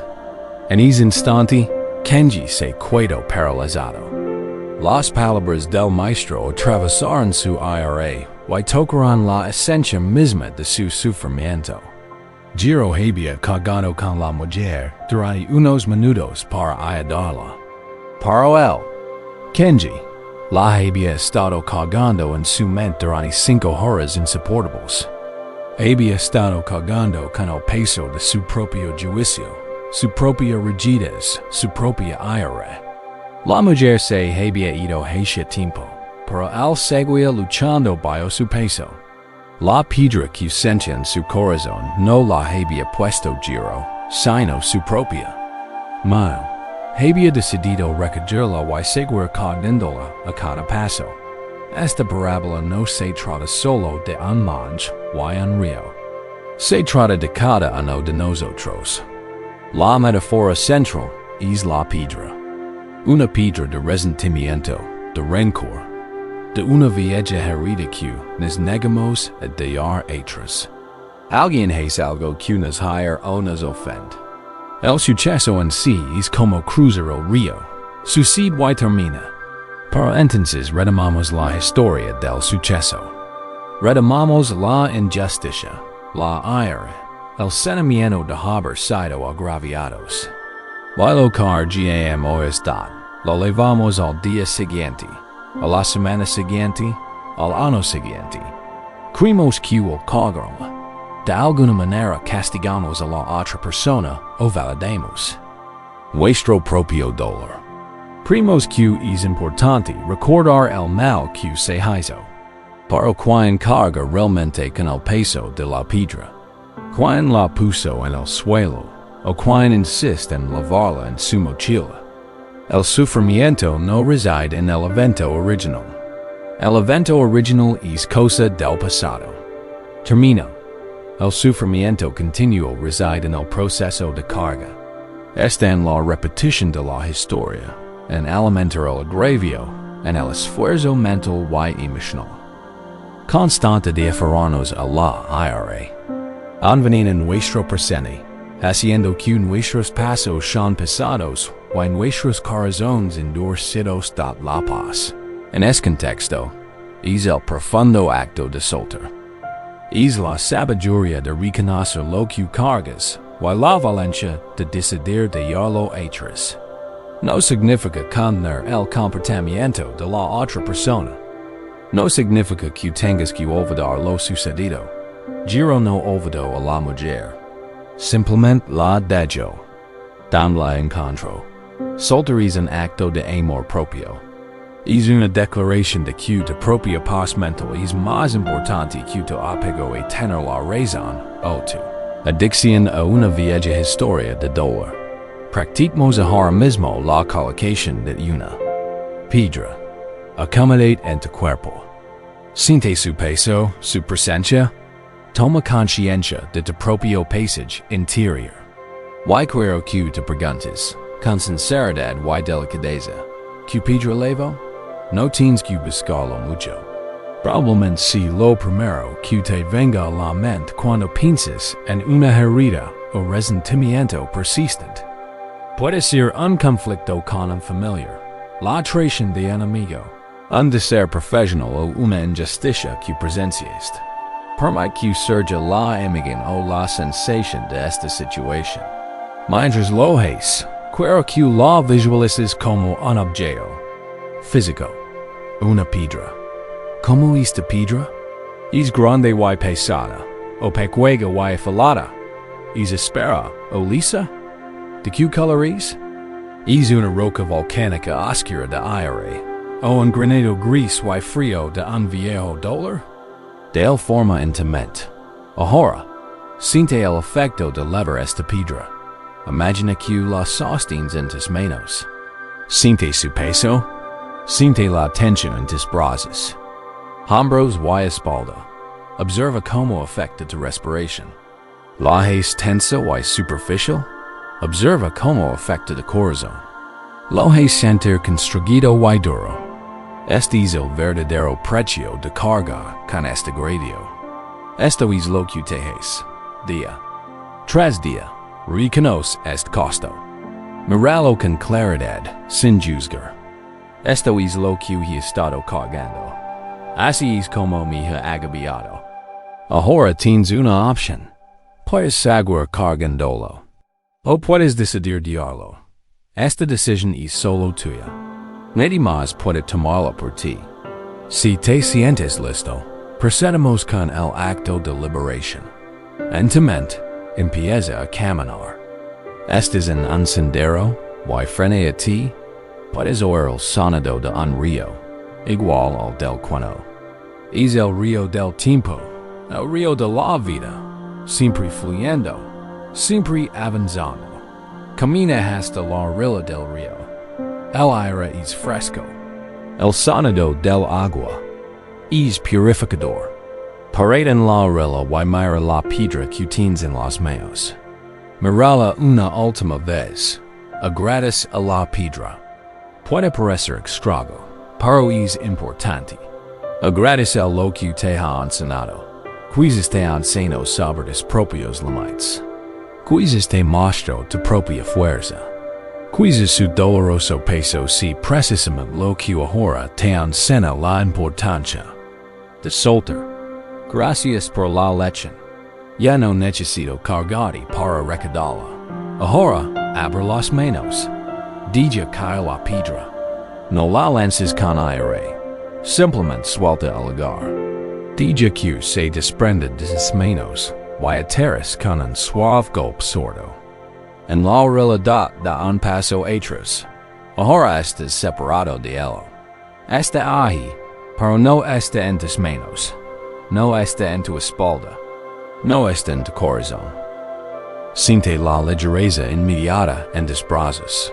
Gira los hombros. Siente la libertad. Respira hondo y completo. Siente la expansión en tu pecho. El espacio que se ha creado. El peso se ha ido dado si lo deseas. Puedes empujar suavemente la piedra con el pie, haciéndola rodar hacia el agua. Observa como la corriente la arrastra.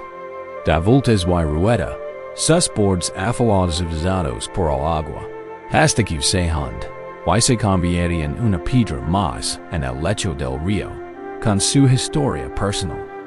Borrada por el presente en constante movimiento. Eres libre. El recuerdo puede permanecer, pero el peso, la carga emocional, se ha ido. Lo dejas junto al río. Descansa en esta sensación de ligereza. Esta es la paz que no proviene de cambiar el mundo ni de cambiar los demás, sino de cambiar tu propia decisión sobre lo que estás dispuesto a cargar. Puedes elegir, en cualquier momento, dejar la piedra. El río siempre está ahí, listo para recibirlo. Tus manos esperan ser liberadas. Esto no es debilidad. Es la forma más elevada de sabiduría y autocuidado. Mientras te dejas levar, siente esta nueva ligereza. Deja que emprende tu decir. Sigues caminando. Tu paso es más ligero. Tu corazón más suave y tus manos están abiertas. Estás para recibir los regalos del momento presente, y no aferradas a los agravios del pasado. Hemos aprendido a dejar atrás las pesadas piedras del pasado, las cargas que cargamos de nuestras interacciones con los demás. Esto nos brinda una gran sensación de ligereza y libertad. Para la vida segura presentándonos desafíos. No podemos controlar el clima del mundo. Vendrán tormentas. Habrá momentos de caos, incertidumbre y miedo. Habrá tormentas financieras, de salud y de relaciones. Y cuando estos vendavales empiezan a soplar, nuestro instinto es entrar en pánico, correr a refugiarnos, tapiar las ventanas de nuestro corazón y escondernos en la oscuridad. esperando a que pase. Quimos que la paz es la ausencia de tormenta. Para Zen encena algo radicalmente diferente. La verdadera paz es encontrar la calma en medio del huracán. Es aprender a mantener una luz encendida, firme y brillante, por muy fuertes que huelan. Los vientos. Imaginen un pequeño pueblo en una llanura costera. Era un lugar acostumbrado a las tormentas que llegaban del mar, vasto y poderoso. Cuando el cielo se oscurecia y el viento comenzaba su triste melodía, una energía frenética se apoderaba del pueblo. La gente se apresuraba a cerrar las persianas, a meter a sus animales en los establos, a hacer cualquier cosa que pudiera ser arrancada. El miedo era una densa manta que sofocaba al pueblo hasta que pasaba la tormenta. En ese pueblo, sin embargo, vivía una anciana llamada Hina. Vivía en una casa pequeña y frágil en una pequeña colina a las afueras del pueblo. Mientras otros corrían presas del pánico, el ritual de Hina para las tormentas era muy diferente. Revisaba metódicamente el único y hermoso farol de papel que colgaba en su ventana. Recortaba la mecha, la echaba a sitio y pulía las delicadas pantalas de papel hasta que se volvían translucidas. Luego, cuando caen las primeras gotas de lluvia, encendía la vela que había dentro. Volvía a colocar el farol en su gancho en la ventana. Su pequeña, cálida y inquebrantable luz brillaba en la creciente oscuridad. No tapió sus ventanas. No se escondió en un sótano. Se sentaba en su sencilla silla. Tomaba su tía sorbos y observaba la tormenta a través de la ventana con el rostro iluminado por la suave luz del farol. El viento sacudía su casita. La lluvia golpeaba el techo como un tambor. El trueno sacudía la tierra. Para la pequeña llama dentro del farol, protegida por su simple cubierta de papel, apenas parpadeaba. Se mantenía firme, iluminaba. Un joven del pueblo, tras haber pedido una tilla en una tormenta particularmente violenta, fue a ver a Hina al día siguiente, lleno de frustración y miedo. Abuela Hina le dijo, ¿cómo puedes estar tan tranquila? Tu casa es más vieja y frágil que cualquiera de las nuestras. La tormenta podría destrozarla. ¿No estás aterrorizada? Porque simplemente enciendes una vela en lugar de protegerte. Hina sonrió y le sirvió una taza de té. Sí, me protego, dijo. Para quizás no estamos de acuerdo en que necesita protección. Señaló la linterna, ahora apagada bio. El brillante sol de la mañana. Ty los demás intentad luchar contra la tormenta. Intentad construir muros lo suficientemente fuertes como para protegeros del viento. Intentad silenciar los truenos. Os agate librando una batalla que jamás podréis ganar. La tormenta siempre es más fuerte. Mi tarea, continuó, no es luchar contra la tormenta. Mi tarea es proteger la. Ella lo miró con sus ojos claros y serenos. La tormenta es el caos del mundo. Es enfermedad. Es perdida. Es miedo. Vendrá y se irá. No puedo controlarla. Intentar controlarla es la fuente de toda ansiedad. Para la lama Dio, dandos un golpecito en el corazón. La lama es mi paz interior.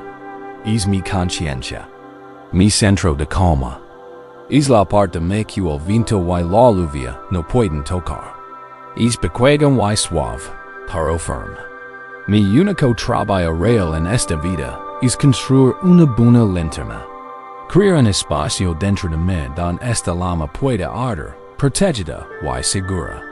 Pase lo que pase afuera, la tormenta no puede apagar la luz. Concluyó en voz baja, si la luz no cree que puede. La fuerza no está en los muros que construís contra el mundo, sino en el refugio que construís para tu propio corazón. Esta parábola de la linterna y la tormenta es una profunda enseñanza sobre la naturaleza de la resiliencia y la paz interior. Con frecuencia confundimos nuestras circunstancias externas con nuestro estado interior. Cuando todo va bien afuera, sentimos paz interior. Cuando todo va mal afuera, sentimos agitación interior.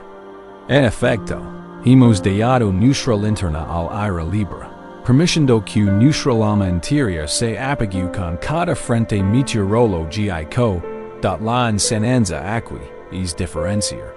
La tormenta es la tormenta. La lama es la lama. No son lo mismo. Los acontecimientos de tu vida no son lo mismo que tu esencia, tu conciencia esencial. La paz es la práctica de construir la linterna, de cultivar un santuario interior fuerte y estable, para que tu luz interior permanezca firme a pesar del caos externo. Esta luz interior, esta lama, esta presencia consciente, esta parte tranquila y observadora, capaz de contemplar la tormenta de tus pensamientos y emociones sin dejarse levar.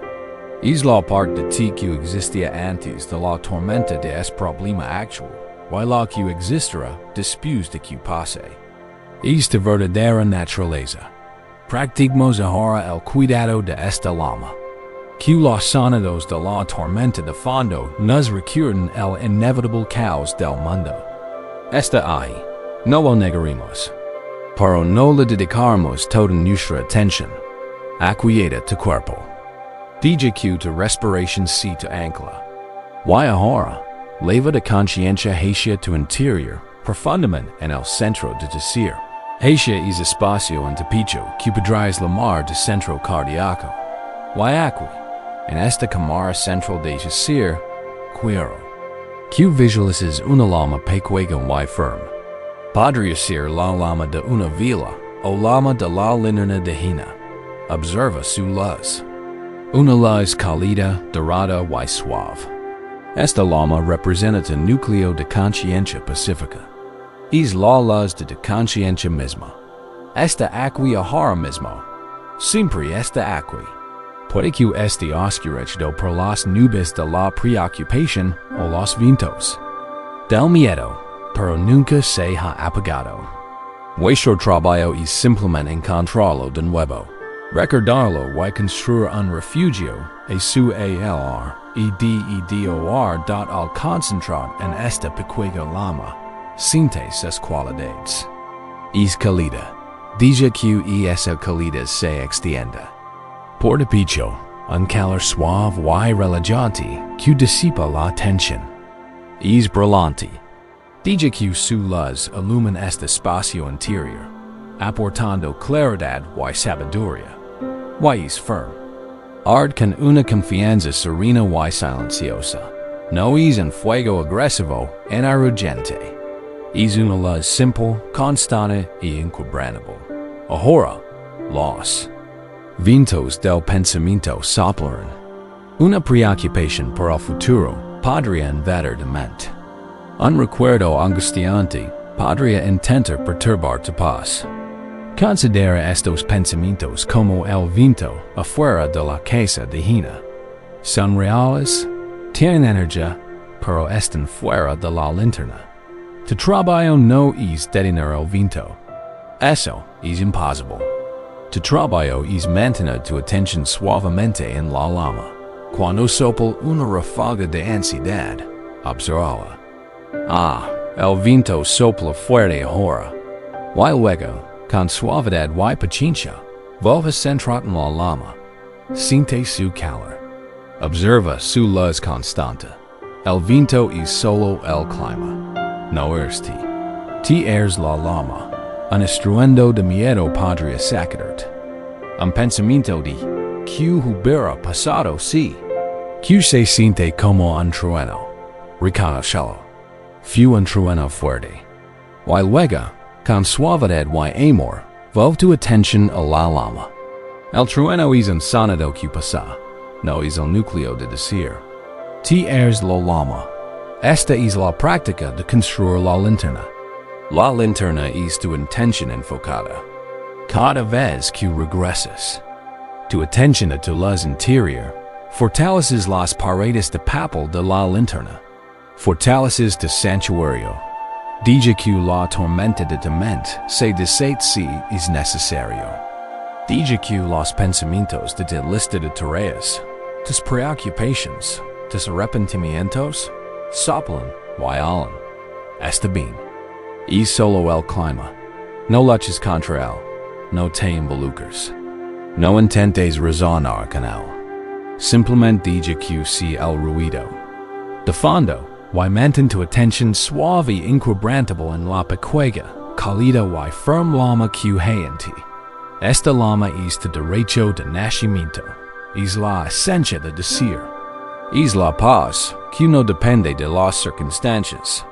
Es la paz que puede coexistir con el dolor, con la incertidumbre, con el caos. Es la luz que brilla en la oscuridad, y la oscuridad no puede vencerla. Hina no temía a la tormenta, porque tenía fe en su linterna. Y tenía fe en su linterna porque la cuidaba a diario. Pulía las malas, cortaba la mecha, lanaba el aceite. Esta es nuestra práctica.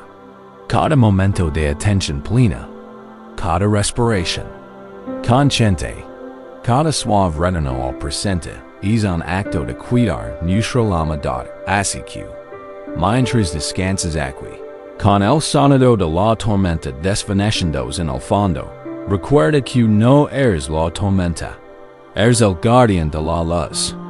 Tu única tarea es proteger la alma.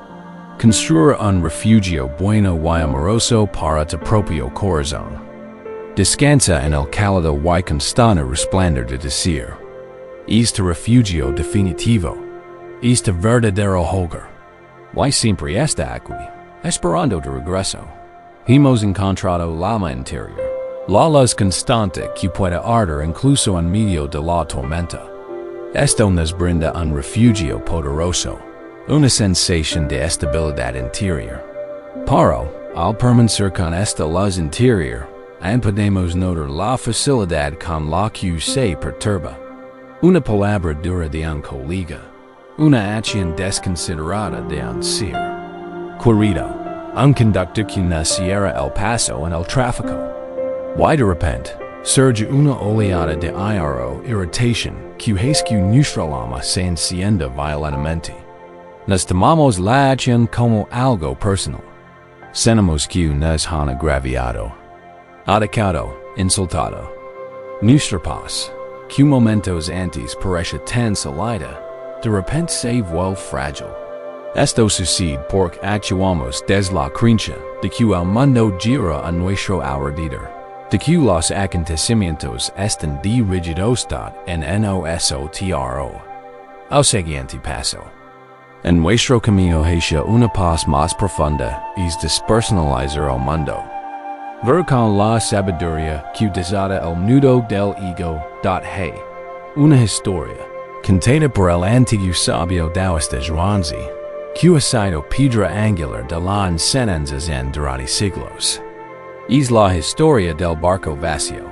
Un hombre pasea tranquilamente en su pequeño bote, disfrutando de la tranquilidad del lago en una hermosa tarde. Se siente en paz, con la mente en calma, en armonía con el suave chapotillo del agua. De repente, con un fuerte golpe, otro bote choca contra el sayo. Su paz se quiebra. Una oleada de aire lo invade. Se levanta y comienza a gritar, maldiciendo. Al descuidado que ha arruinado su dichosa tarde. Grita. Hoy. Mira perdón vas. ¿Estás ciego? Su voz está llena de justa indignación. Él es la víctima. El otro barquero es el villano descuidado. Vuelve a mirar el otro bote, listo para soltar otra diatriba, pero se detiene en seco. Queda boquiabierto. Ve que el otro bote está vacío no hay nadie dentro. Debio de soltars de la orilla y simplemente se dejo lever por la corriente, con su rumbo marcado por el viento y el agua, hasta que choco con el sayo, y en ese instante, toda su aire se desvanece. Simplemente se evapora, no tiene con quien enojarse. ¿Cómo puede uno enojarse con un barco vacío? No puede gritar al viento ni maldecir la corriente. El evento es el mismo. Su barco ha sido golpeado, pero toda su reacción emocional se ha transformado con esta nueva comprensión. Se da cuenta de que su aire no fue causada por el barco que lo golpeó. Su aire fue causada por su suposición de que hubo una acción consciente y descuidada. Alguien en la barca que la había hecho daño. En cuanto vio que la barca estaba vacía, el blanco de su aire desapareció, y la aire misma no tuvo don vivir. Quizás incluso se rió de lo absurdo del asunto. Simplemente partó la barca vacía y continuó su viaje, con la paz restaurada por el hora más profunda, más sabia. Zhuangzi termina el relato con una pregunta profunda. Si un hombre puede vaciar su propio barco, dice, navegando por el río del mundo, ¿quién podrá hacerlo daño? Esta historia nos muestra directamente el origen de gran parte de nuestro sufrimiento diario.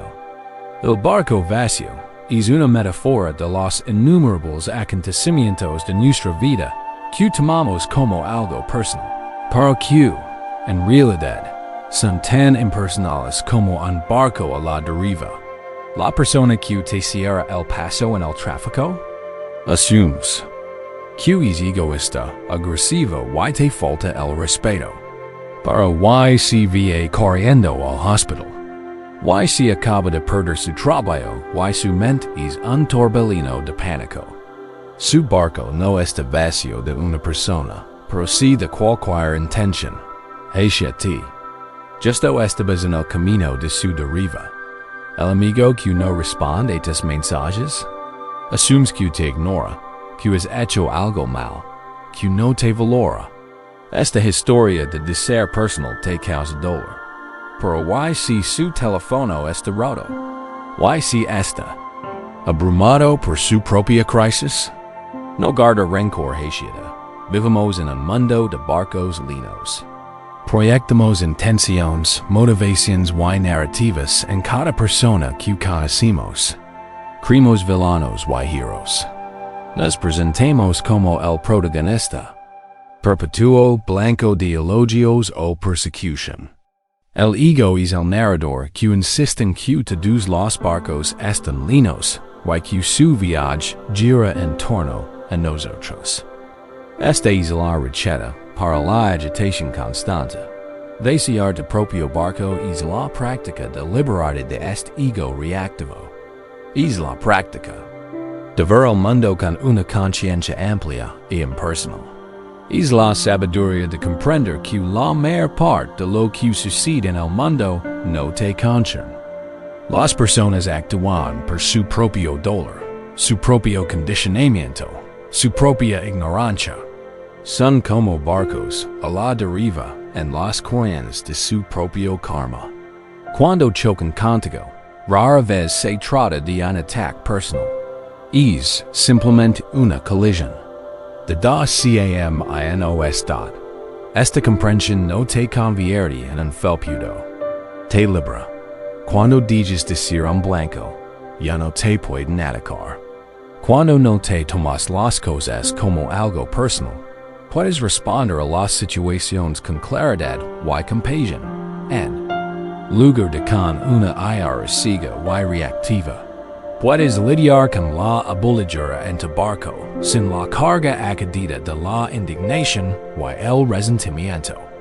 Puedes ver a la persona en el otro barco no como un villano, sino como otro ser humano a la deriva, quizás necesitando ayuda. Practicamos esto ahora mismo. Es una práctica de cambio radical de perspectiva. Deja que tu cuerpo se quede quieto. DGQ mente esti tan tranquilo y abierta como la superficie del lago del cuento. Ahora, quiero que recuerdes una situación reciente en la que sentiste un arrebato de aire, irritación o dolor. Un momento en el que te sentiste agraviado. No tiene por qué ser un trauma grave. Un pequeño encuentro cotidiano con un barco lleno es perfecto. Quizás un correo electrónico brusco de un compañero de trabajo. Un comentario despectivo de un familiar. Alguien que se coló en la fila. El lleno de esos recuerdos. Y por un momento, permitid sentir su eco emocional. El dolor de la injusticia. El calor de tu aire. La sensación de tener razón. Siente como tu cuerpo se tensa ante este movimiento. Esta es la experiencia de ver un barco, LLENO.AHOR. Vamos a realizar una especie de alquimia. Vamos a vaciar el barco. Visualiza a la otra persona en esa situación. Visualiza a quien escribió el correo electrónico, hizo el comentario, se coló en la fila. Imaginate a esa persona en su propia situación. Ahora, con un sutil acto de imaginación, haz que la persona desaparezca. Simplemente diga que se desvanezca. Solo queda su barco, a la deriva. El correo electrónico fue escrito por un barco vacío. El comentario fue pronunciado por un barco vacío. La acción fue realizada por un barco vacío. El barco en sí, las palabras, la acción, sigue existiendo, sigue checando contigo. Para ahora es impersonal. Es solo un acontecimiento, como una rama que se de un árbol o una ola que rompe en la orilla. No tiene intención, no tiene malicia. No es CERCA de ti. ¿Qué pasó con la IRA? ¿Qué pasó con el sentimiento de haber sido agraviado? Para la mayoría se suaviza. Puede que no desaparezca por completo al principio, para su punzada personal. Desaparece. El objetivo ha desaparecido. Sosen esta imagen. El barco vacío. Ahora, vamos un paso más allá. Diga que la persona se recupera, por mirarla de otra manera. No la ves como un villano que te atacaba, sino como alguien completamente perdido en su propio mundo. Tiene la cabeza gacha. Está achicando agua de su propio barco. El agua de su propio miedo, su propio estrés, su propio dolor. Está tan absorto en su propia lucha que no siquiera te ve. Su barco chocó con el tuyo por accidente, consecuencia de su frenético enfoque introspectivo. ¿Puedes verlo así?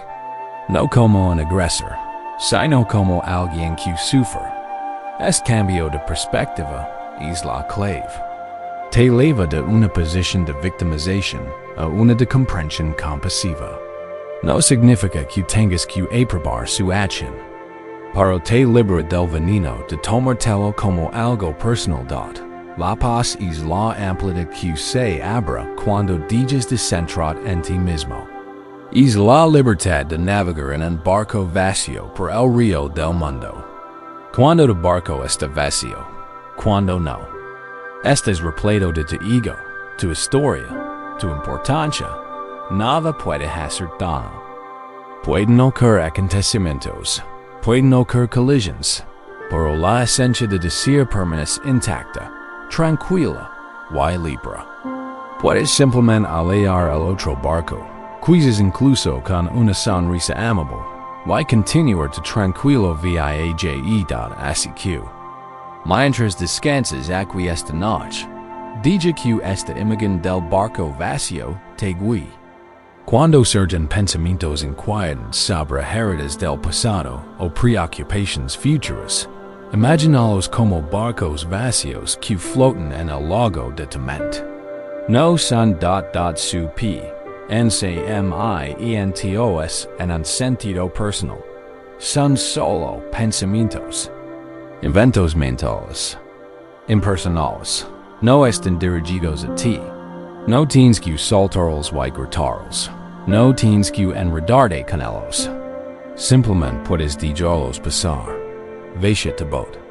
Deja la necesidad de ser el protagonista de cada historia. Y siente la paz profunda e inquebrantable que surge de este acto radical de soltar. No hay nada que defender, nada que demostrar. Solo existen las aguas tranquilas, el cielo abierto y el suave y silencioso viaje hacia adelante.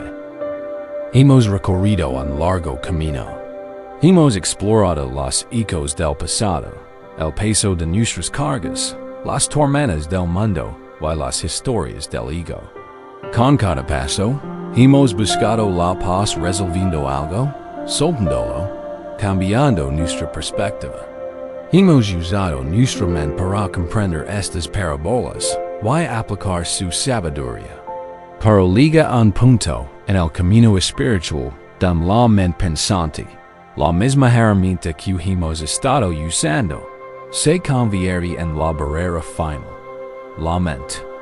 Con su lógica y su amor por las respuestas, solo puede llevarnos al borde del agua. No puede beber. Por la paz más profunda, la paz que sobrepasa todo entendimiento, no es un concepto que se puede comprender.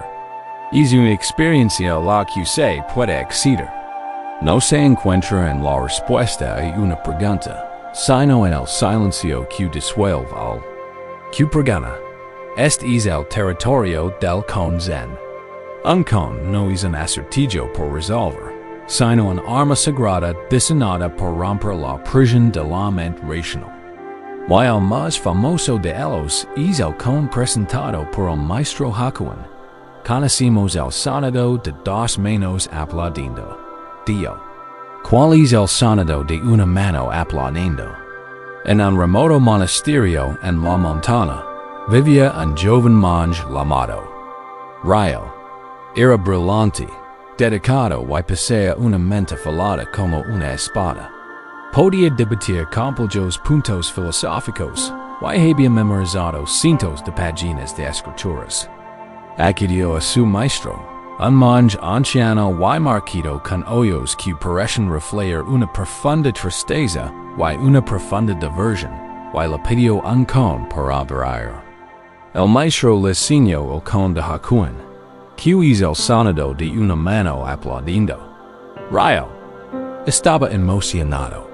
Lo veía como el desafío intelectual definitivo, el problema final que su magnífica mente debía resolver. Hizo una reverencia y se retiró a su celda a meditar sobre el da. Su mente inmediatamente comenzó a generar respuestas. Debe ser el sonido del viento, pensó. Al día siguiente, fue a ver al maestro y le presentó su respuesta. El maestro escuchó y, sin decir palabra, hizo sonar una campanilla, indicando que la respuesta era incorrecta. Rayo no se desanimó. Regresó y meditó con aún más intensidad. Es el canto de un grillo. Concluyó. Se lo mostró al maestro. De nuevo, la campana. Es el sonido de una cascada. La campana. Es el sonido de un árbol creciendo. La campana. Es el silencio del bosque profundo.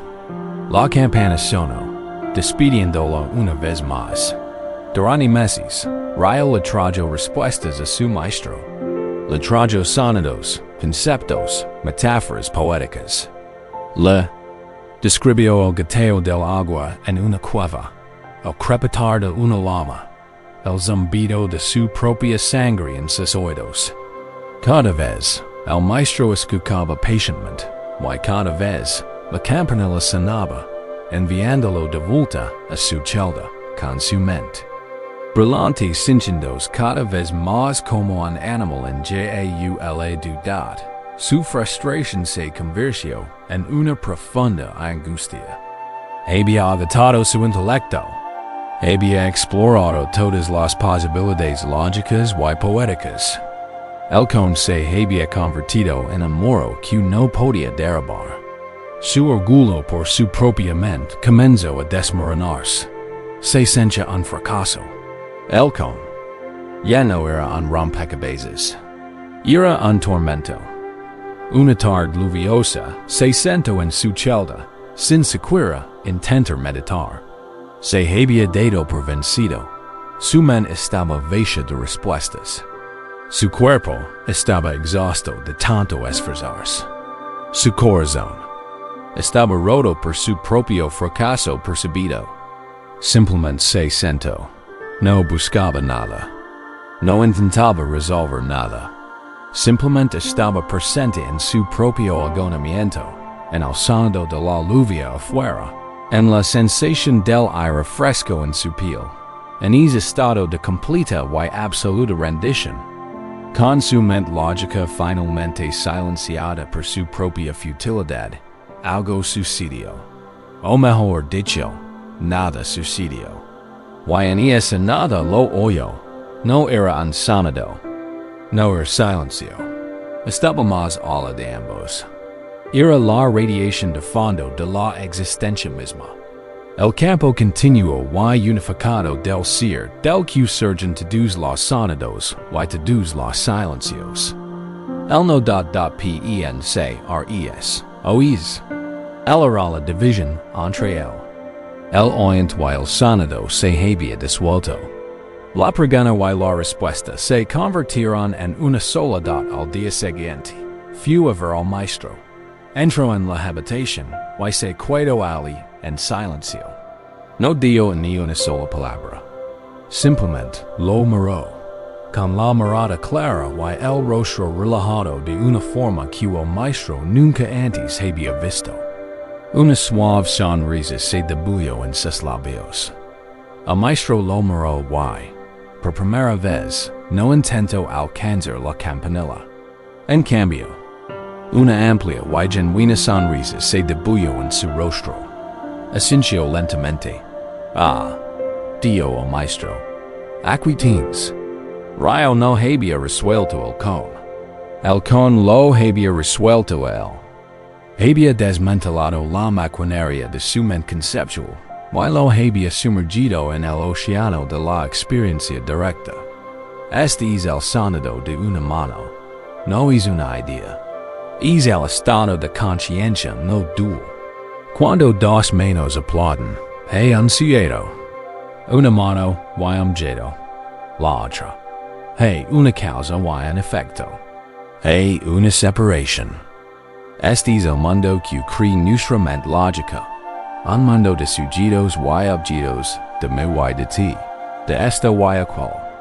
El sonido de una mano es el sonido de la realidad antes de que la mente la divida. Es la paz que existe antes de crear un problema. Y una solución.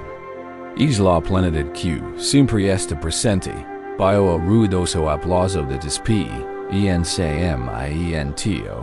Esta, no puedes pensar para alcanzar esta paz. Cada pensamiento que tienes es un aplauso, el pensador y el pensamiento. Solo puedes ligar él, dejando que todo el aparato del pensamiento se quede sin combustible. Renunciando a la búsqueda de una respuesta esta noche no intentaremos resolver este con. Dejamos que actúe sobre nosotros. Deja que tu cuerpo descanse por completo. Deja que tu mente, que tal ha trabajado en este viaje, finalmente descanse también. Leva suavemente la pregunta a tu conciencia. ¿Cuál es el sonido de una mano aplaudiendo? No busques una respuesta.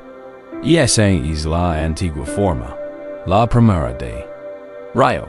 En cambio, siente la forma de la pregunta misma. Siente su textura. Es una pregunta que apunta más allá de las respuestas. Es un dedo que señala la luna. No análisis el dedo. Mira la luna. Mientras tu mente inevitablemente te ofrece respuestas. Es el silencio. Es el sonido del universo. Es el latido de mi corazón. Simplemente observarlas como las veo rayo. El canto de un grillo. Gracias por la idea. Why de el oír. No te aferres a él. No lo rechaces. Simplemente déjalo pasar. Estas respuestas son como aplausos. Solamente intentando dar sentido a algo que está más allá del sentido. Diga que la pregunta actúa. Diga que se en virus suave y purificador ante sistema mental. Está diseñada para crear un cortocircuito. Diga que suceda. Descansa en lo desconocido. La paz que buscas no se esconde en una respuesta ingeniosa. Se esconde en el espacio que se abra cuando estás dispuesto a no tener respuesta. Es la paz de la rendición. La paz de rayo en su celda cuando finalmente se rindió por completo. Escucha, pero no escuches por cualquier cosa. Solo escucha. Escucha. Los sonidos de tu habitación. El zumbido de un electrodoméstico. El crujido de la casa. Son sonidos de dos manos.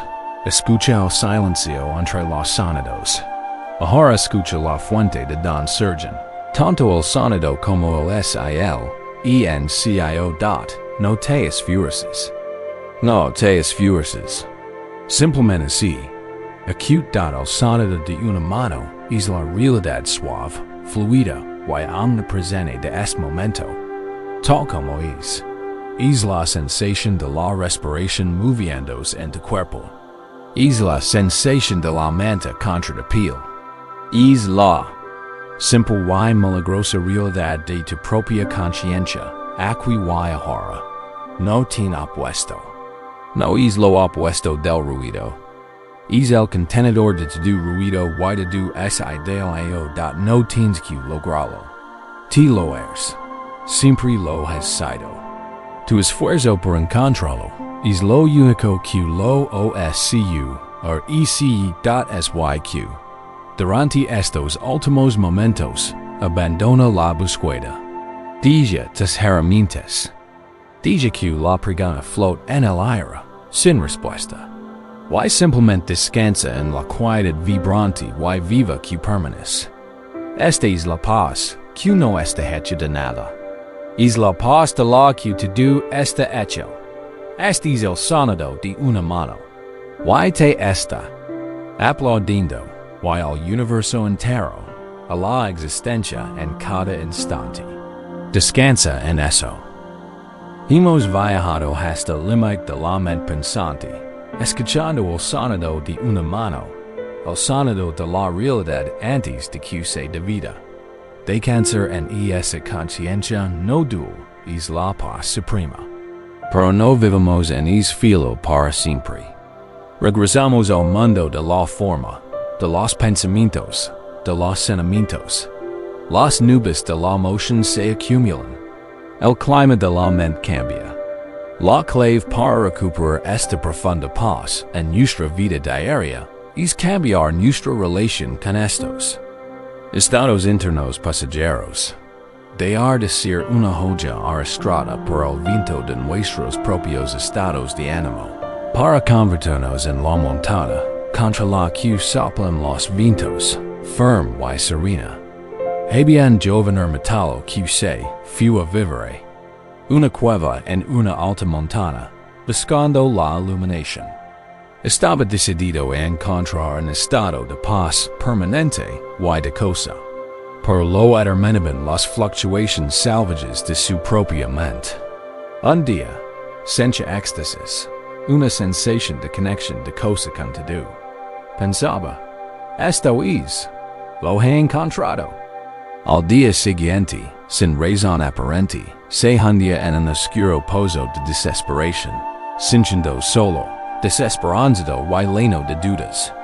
Se sentía como un pequeño bote sacudido por un mar embravecido. Estos estados cambiantes se hacen intensamente reales. INTENZC-MENT.el. Frustrado y a punto de rendirse, fue a visitar un anciano monje que vivía a más arriba en la montaña, en una sencilla cabana aferrada a un acantilado. Maestro, dio el joven ermitaño con voz angustiada, no encuentro paz. Mi mente es un campo de batalla. Un día estoy en el cielo, al siguiente en el infierno. Esta alegría no es real, porque se devanas. Esta desesperación no es real, porque también pasa. Pero estoy atrapado en la tormenta.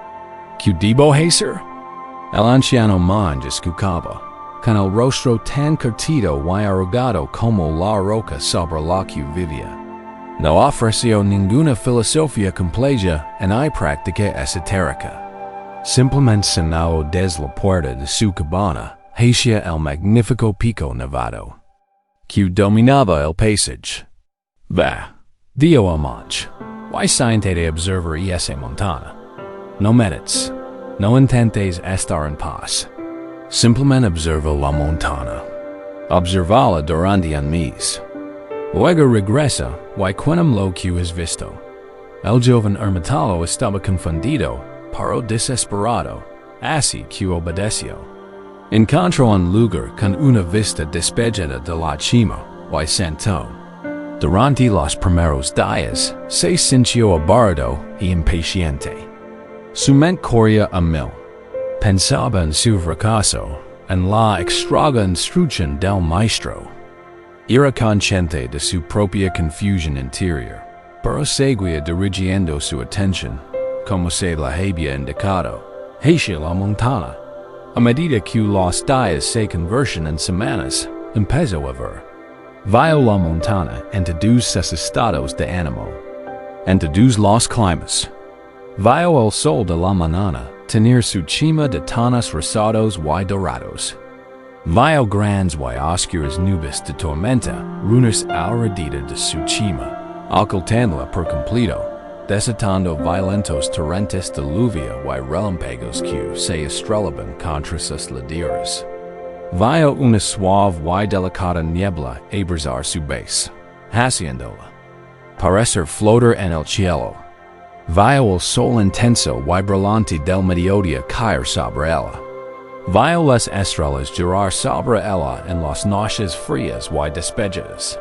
A pesar de todo, comenzó a comprender algo profundo. Las nubes iban y venían. Las tormentas rugían y pasaban.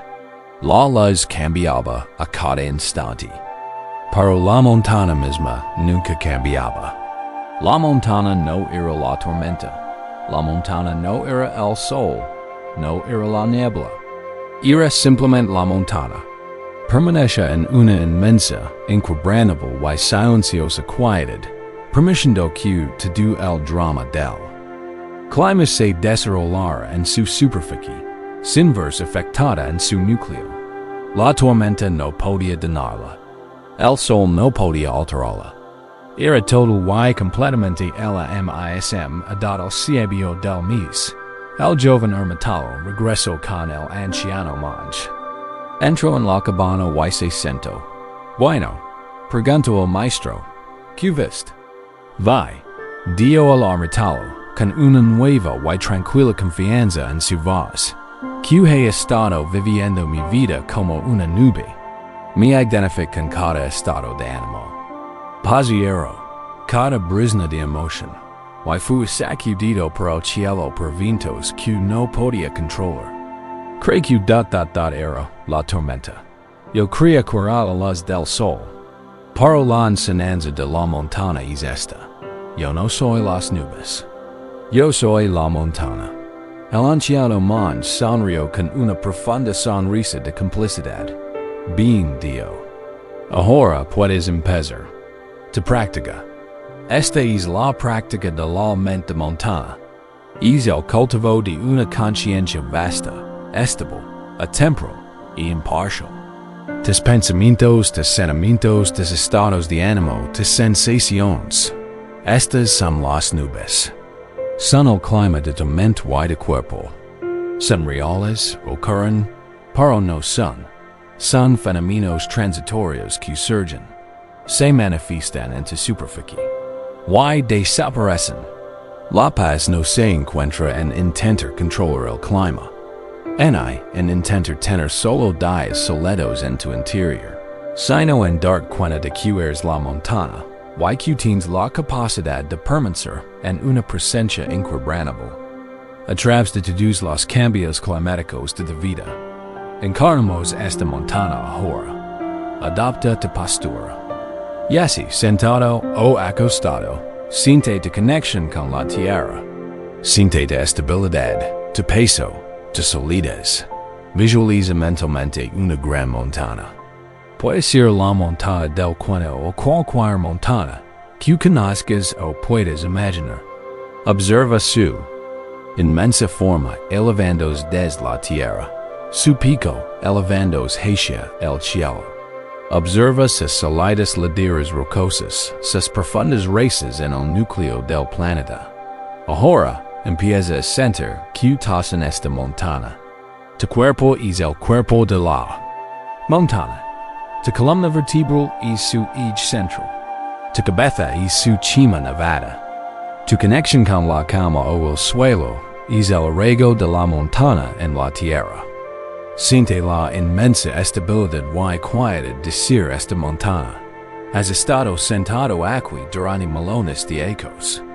Has visto civilizations surgir y caer. Eres atemporal, paciente y profundamente quieto. Mientras te signas aquí en tu ser de montana, te das cuenta del clima. Las nubes comienzan a formarse en el cielo a tu alrededor. Estas nubes son tus pensamientos y sentimientos. Una nube de preocupación podría acercarse. Una nube oscura y gris de sí. Flota hacia ti, como la montana, simplemente la observas. Una nube de preocupación. No intentes alejarla. No le tienes miedo. Simplemente la dejas estar ahí. Sientes su frescura, su sombra, al pasar por tus laderas. Y observas como el viento del tiempo la arrastra suavemente. Y se aleja. Permaneces. Podría aparecer un rayo de sol y felicidad. Un recuerdo alegre. Una sensación placentera. Es una hermosa nube blanca y esponjosa en un cielo azul. Como la montana, disfrutas de su calor. Sientes la luz del sol en tu rostro. Pero no te aferres a ella. No intentes aferrar al momento. Solito. Sabes que también es el tiempo. Es un estado pasajero. Lo disfrutas plenamente y observas como también se desvanece. Permane si estad. Una repentina y violenta doire o frustración podría azotarte. Relámpagos. Pensamientos agudos. Y furiosos. Truenos retumban. Sensaciones corporales de furia. La lluvia te azota. Como la montana, es completamente firme. Sientes toda la fuerza de la tormenta. No la niegas ni la reprimes. Dices que la lluvia bebe tus laderas. Dices que el trueno resuene en tus valles. Pero sabes, con una certeza inquebrantable, que la tormenta no puede dañar tu esencia. Es una roca sólida. La tormenta es solo energía que pasa. Y sabes, por millones de ecos de experiencia, que pasará. Perman isi estad. Si lo que surge en tu mente esta noche. Un recuerdo, una sensación, una emoción, un plan, una duda, consideralo una nube. De forma, color, textura. Y como la montana, simplemente observalo. Dialo venir. Dialo ser. Y dialo ir. Tu identidad no está con la nube pasajera. Tu identidad está con la vasta, estable y silenciosa montana que lo presencia todo. Esta es una paz que lo puede todo. Puede contener la alegría. Puede contener la tristeza. Puede contener la ira. Puede contener el miedo. No es una paz frágil que necesita conditions perfectas. Es una paz poderosa y resiliente, arraigada en la verdad misma dada ser, dada CQ. Mientras te sumerges en un sueño profundo y reparador, permaneces como la montana. Deja que las nubes de tus pensamientos y los últimos vestigios de tu día se desvanezcan. Es la presencia silenciosa y majestuosa que lo contiene todo. Eres vasto, estás quieto, y estás profundamente en paz. El clima cambiará, la montana permanece. Descansa ahora, gran montana. Descansa. Hemos encontrado nuestra montana interior. Es núcleo inquebrantable del ser que puede presenciar los cambios en nuestra mente. Esto nos brinda una profunda sensación de estabilidad, un lugar para descansar en medio de la agitación. Pero, una montana, a pesar de toda su fuerza, a veces puede sentirse solitaria, aislada. Para completar nuestra sensación de paz, necesitamos no solo la estabilidad de la montana, sino también la conexión con el bosque. Necesitamos sentirnos no solo estables, sino arraigados. Necesitamos sentirnos no solo en paz, sino también nutridos. Y por ello, pasamos de la piedra de la montana a la madera del árbol. Aprendemos a dirigir nuestra atención hacia abajo, a las profundidades de la tierra, para encontrar la red oculta de raíces que realmente nos sostienen, nos alimenta y nos conecta con toda la vida. En un gran bosque crecen árboles de todo tipo. Había pinos altos y ambiciosos que corren hacia el sol. Había abedules gruesos y esbeltos que danzaban al viento. Había robles fuertes y orgullosos. Estos árboles jóvenes estaban llenos de vigor y vida, con sus hojas de un verde vibrante, con la mirada puesta solo en el cielo. Pero en el corazón del bosque se alzaba un árbol diferente. Era un antiguo banano, tan viejo que nadie conoce. Su edad no era el árbol más alto. Su tronco era nudoso y grueso, un tapiz de corteza retorcida y tendones lelosos. Sus ramas no solo se extendían hacia arriba, se extendían hacia afuera y luego hacia abajo, dejando caer raíces aéreas que se hundían en la tierra, formando nuevos troncos, creando un pequeño bosque. Era menos un árbol solitario y más una catedral viviente. Su copa era tan amplia que creaba su propio sistema climático debajo, un espacio de sombra fresca y motada, y una profunda quietud. Un ano, una gran tormenta, un tifón de fuerza inimaginable, azotó la región. Fue una tormenta que transformó el paisaje mismo. Los vientos alaban con una furia que el bosque no había visto en 100 vidas. Los árboles más jóvenes, a pesar de su altura y fuerza, fueron alcanzados por el vendaval. Los orgullosos robles se partieron en dos. Los ambiciosos pinos fueron arrancados del suelo, con sus raíces superficiales expuestas al viento violento. Los esbeltos abedules quedaron derribados. Cuando la tormenta finalmente pasó, el bosque era un escenario de devastación. Un cementerio enmargado de gigantes caídos. Pero cuando los supervivientes emergieron en la quietud del amanecer, presenciaron un milagro. El antiguo banano seguía en pie. Había perdido hojas, sí. Algunas ramas más pequeñas estaban rotas. Pero su imponente y extensa estructura estaba intacta. Se alzaba, serena y firme, en medio de los escombros, con su vasta copa ofreciendo refugio a las aves y criaturas que la tormenta había dejado sin hogar. Un retoco, el único superviviente que había crecido protegido por un tronco caído, gritó asombrado al anciano árbol. ¿Cómo sobreviviste? Eres tan viejo. Tu madera no es tan fuerte como la del gran roble. No eres tan alto como el pino. ¿Cómo resististe un viento que nos destrozó a todos? El viejo baniano parece susurrar sus innumerables joyas, ansonado como una risa lenta. Y profunda, niña, parece susurrar su voz al viento, confunds la fuente de mi fuerza. Jovines, desperdician toda su energía en alcanzar el cielo. Su ambición reside en su altura, en lo visible. Compiten por el sol, y ese es una energía buena y juvenil. Para olviden lo que los sostiene, olviden la mitad invisible de su vida. Mi fuerza, continúa el árbol, no está en mi tronco, no está en mis ramas, son ellas las que se enfrentan a la tormenta. Mi verdadera fuerza reside en mis raíces. Por cada rama que se extiende hacia el cielo, he incrustado una raíz en la tierra. Por cada hoja que se abre al sol, un pequeño pelo de raíz vive de la tierra oscura y silenciosa. Y pasados siglos no solo creciendo hacia arriba, sino también hacia abajo. Mis raíces son más anchas que mi copa, llegan más profundo de lo que imaginas. Para más que eso, suspiro al antiguo baniano, mis raíces no están solas.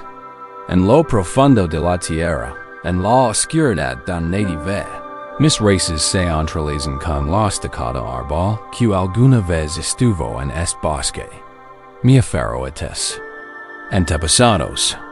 Me fortalezco en el recuerdo de los robles, y la sabiduría de los pinos, que estuvieron aquí mucho antes que ti. Estoy conectado a la vasta y silenciosa red de la vida, a las esteras de hongos, a las comunidades microbianas, a la memoria misma de la tierra. La tormenta no pudo conmoverme porque no pudo conmover a todo el bosque, a los vivos y a los muertos. No pudo conmover a la tierra misma. No me enfrenté a la tormenta como un solo árbol. Me enfrenté a ella como el bosque.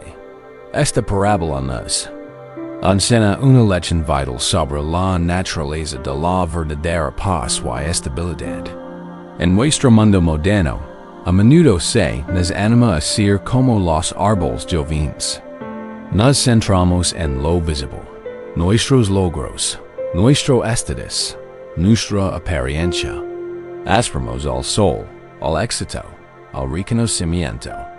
Pero cuando las grandes tormentas de la vida nos golpean, la pérdida del trabajo, un divorcio, una enfermedad, una profunda crisis personal, nuestra fuerza visible a menudo no es suficiente. Nos encontramos desarraigados, zaranderos, porque hemos descuidado la otra mitad de nuestras vidas. Nos hemos olvidado de aquellas raíces. ¿Qué son estas raíces? Son todo lo que nos sustenta, y neuter des lo más profundo. Es raíces son nuestra conexión con nuestra propia historia. No solo con lo que nos gusta, sino con todo. Nuestra familia, nuestros ancestros, nuestros lugares de origen. Estar arraigado es conocer y aceptar la propia historia. Comprendo que es la tierra en la que creces. Nuestras raíces son nuestros valores fundamentales, los principios profundos y inquebrantables que nos guían incluso cuando nadie nos ve. Honestidad, compasión, integridad, bondad. No son ramas ostentosas, sino las raíces profundas que nos sostienen firmes cuando los vientos de la tentación o la desesperación intentan derribar no estar en estas raíces. Son nuestra conexión con algo más grande que nosotros mismos. Para el árbol, en la tierra y la red del bosque. Para nosotros, pueden ser nuestra comunidad, nuestra conexión con la naturaleza, nuestro sentido de humanidad compartida, nuestra práctica espiritual. Es la sensación de que no estamos solos, sino que formamos parte de una vasta red de vida interconecta. Para estar en paz, sobre todo en un mundo caótico, debemos estar arraigados. Debemos estar profundamente arraigados. Practicamos ahora under nuestras raíces. Encuentra de postura una vez más la quietud de la montana. Pero ahora, trasladaremos nuestra atención de la cima a la base. Dirige toda tu atención a los puntos de contacto de tu cuerpo con la superficie bajo ti. Siente la fuerza de la gravedad, una insistencia suave y amorosa de la tierra. La tierra no intenta derribarte, se ofrece sostenerte.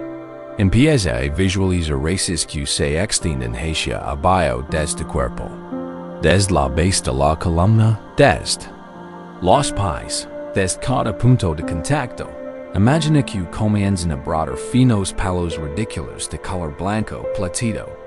Se introducen sin esfuerzo en el suelo, atraviesan los cimientos del edificio, y se hunden en la tierra oscura, y rica de abajo o dot, no hay lucha. La tierra te da la bienvenida.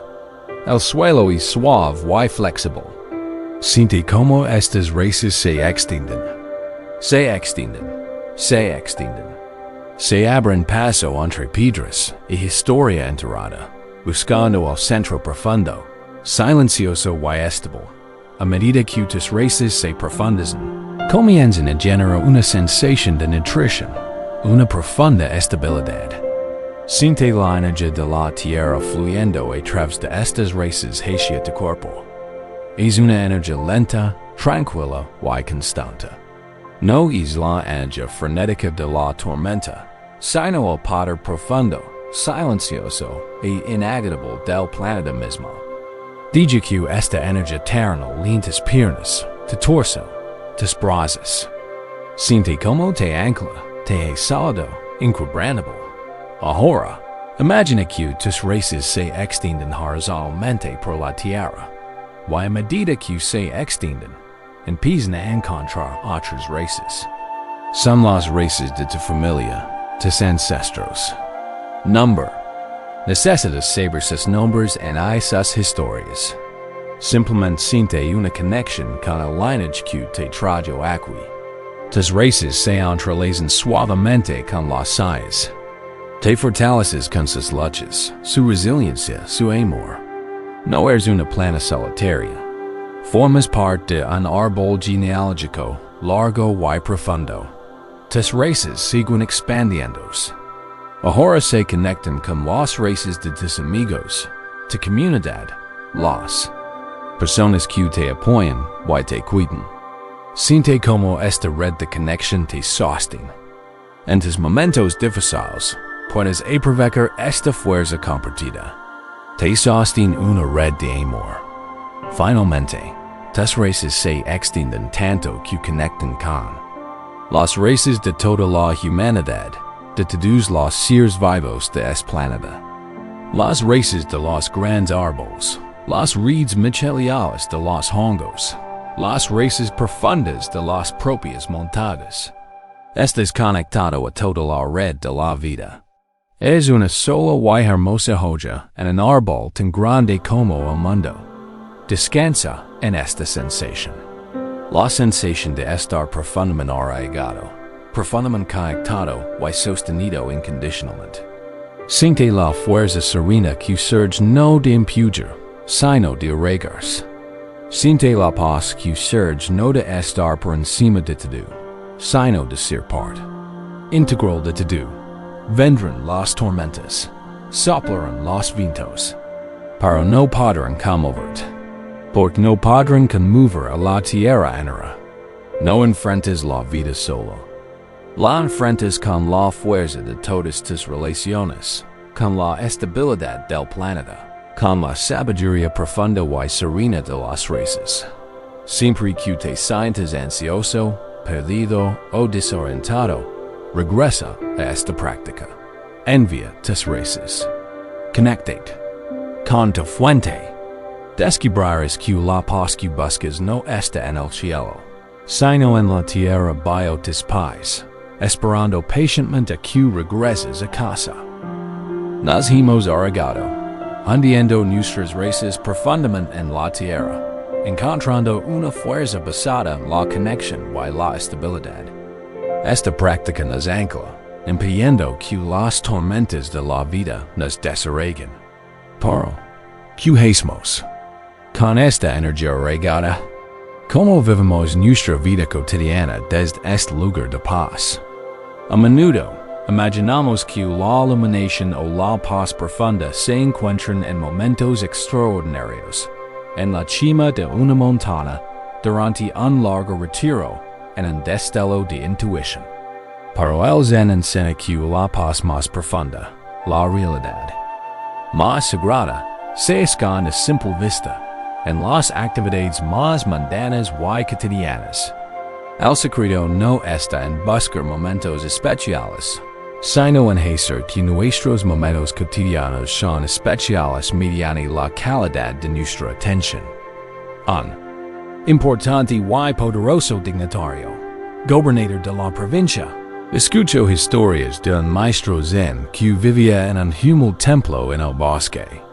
Se decía que el maestro poseía una profunda sabiduría, y el dignatario, agobiado por los importantes asuntos de Estado, decidió buscarlo.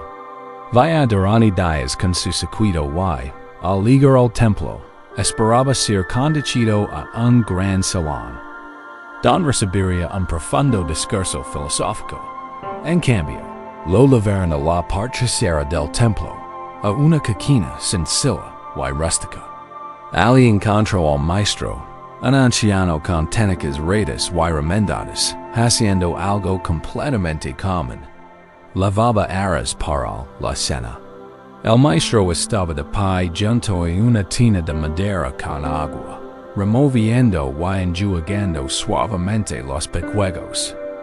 Granos blancos con las manos en el líquido turbio. Estaba completamente absorto en su tarea. Sus movimientos no eran apresurados, pero tampoco lentos. Eran sencillos, directos y llenos de una gracia serena. El dignatario permaneció allí, impaciente. Había recorrido un largo camino en busca de sabiduría, no para anciano hacer sus tareas. Se aclaró la garganta. El amo no levantó la vista. El dignatario esperó unos minutos más, mientras su frustración crecía. Finalmente, no pudo contenerse. Maestro, dijo, con la voz un poco alta para el silencio de la coquina. He viajado desde lejos para aprender de usted. Tengo preguntas sobre la naturaleza de la realidad, sobre cómo gobernar mi pueblo con justicia, sobre cómo encontrar la paz en una vida de gran responsabilidad. ¿Qué sabiduría podría compartir conmigo mientras se dedica a una tarea tan insignificante? El maestro detuvo su suave remojo. Dejó reposar las manos en el agua fría un momento, y luego levantó la vista lentamente, encontrándose con la mirada del dignatario. Su mirada era clara, directa y completamente libre de disculpas. Preguntas que sabiduría se encuentra aquí, dijo el maestro con voz serena y tranquila. Pero no estás mirando. Cuando lavo el aras, solo hay un lavado del aras. Levanto las manos del agua, y pequeños granos de aras se le pegarán a los dedos. En este momento, el universo no está en tus pergaminos filosóficos. No está en tus importantes asuntos de Estado. En este momento, el universo entero está aquí, en esta tina. Ahí está el agua, que ha venido del cielo y de los ríos. Ahí están los granos de aras, que han crecido de la tierra, nutridos por el sol. Ahí están mis manos, que me regalaron mis padres. Y ahí está mi atención, que es lo único que realmente tengo para ofrecer. Miró al dignatario con una mirada amable y penetrante, que es una gran enseñanza para encontrar la paz. Te estoy mostrando la mejor enseñanza que existe. Estar plenamente presente en lo que haces, aquí y ahora. Dar el regalo de tu completa. Attention a la taria en cuestión. Cuando leves el eres, simplemente lava el eres. Cuando tomes de ti, simplemente bibi de ti. Cuando gobiernas a tu pueblo, simplemente gobiernalo, con todo tu corazón y toda tu mente. Libre de las distracciones de lo que fue o de lo que podría ser. La paz que buscas. Concluyó el maestro, volviendo su atención a la tina. No. Esta en un futuro momento de comprensión. Esta escondida en el corazón de este mismo instante de acción. La única razón por la que no la ves es porque la buscas en otro lugar. El dignatario permaneció en silencio, atónito. La verdad simple y directa de las palabras del maestro trascendió todas sus complejas ideas sobre la espiritualidad. Había estado tan ocupado buscando una paz grandiosa y abstracta que había pasado por alto por completo la paz simple y tangible, que se lo ofrece en el momento presente. Observa al maestro terminar de lavar el eres y comprendió que acababa de recibir la enseñanza más profunda de su vida. Esta historia ilustra hermosamente uno de los principios más fundamentals del Zen, la sacralidad de lo cotidiano. Pasamos gran parte de nuestra vida en piloto automático. No separamos los dientes mientras planificamos el día. Almorzamos mientras revisamos nuestros teléfonos. Conducimos nuestros coches sumidos en una ensoñación. Estamos físicamente presentes, pero nuestra mente, nuestra conciencia está en otro lugar. Tratamos el momento presente como un trampolín hacia un momento futuro que creemos más importante. Y al hacerlo, nos perdemos la vida y en la metáfora de la comida sencilla representa esta oportunidad. Cada acción mundana, lavar los platos, doblar la ropa, atarse los zapatos, cortar verduras, es una invitación a reencontrarse con uno mismo. Es una oportunidad para practicar la plenitud de la vida. La paz no es una recompensa que se obtiene al terminar todas las tareas. La paz es la calidad de la atención que se brinda a tareas. Esta práctica no se trata de intentar convertir una tarea mundana en espiritual. Se trata de descubrir la espiritualidad que le es inherente. Cuando prestas toda tu atención a algo, en esencia le estás diciendo al universo: este momento importa. Esta acción merece mi ser completo. Este es un acto de amor. Y es en este acto de atención amorosa donde se encuentra la paz. Practicamos con una comida sencilla, propia, aquí mismo en nuestras mentes. Deja que tu cuerpo descanse. Deja que tu respiración sea tranquila. Y quiero que recuerdes una acción simple y cotidiana que hayas realizado hoy. No eliges algo dramático ni emocionante. Elige algo completamente mundano.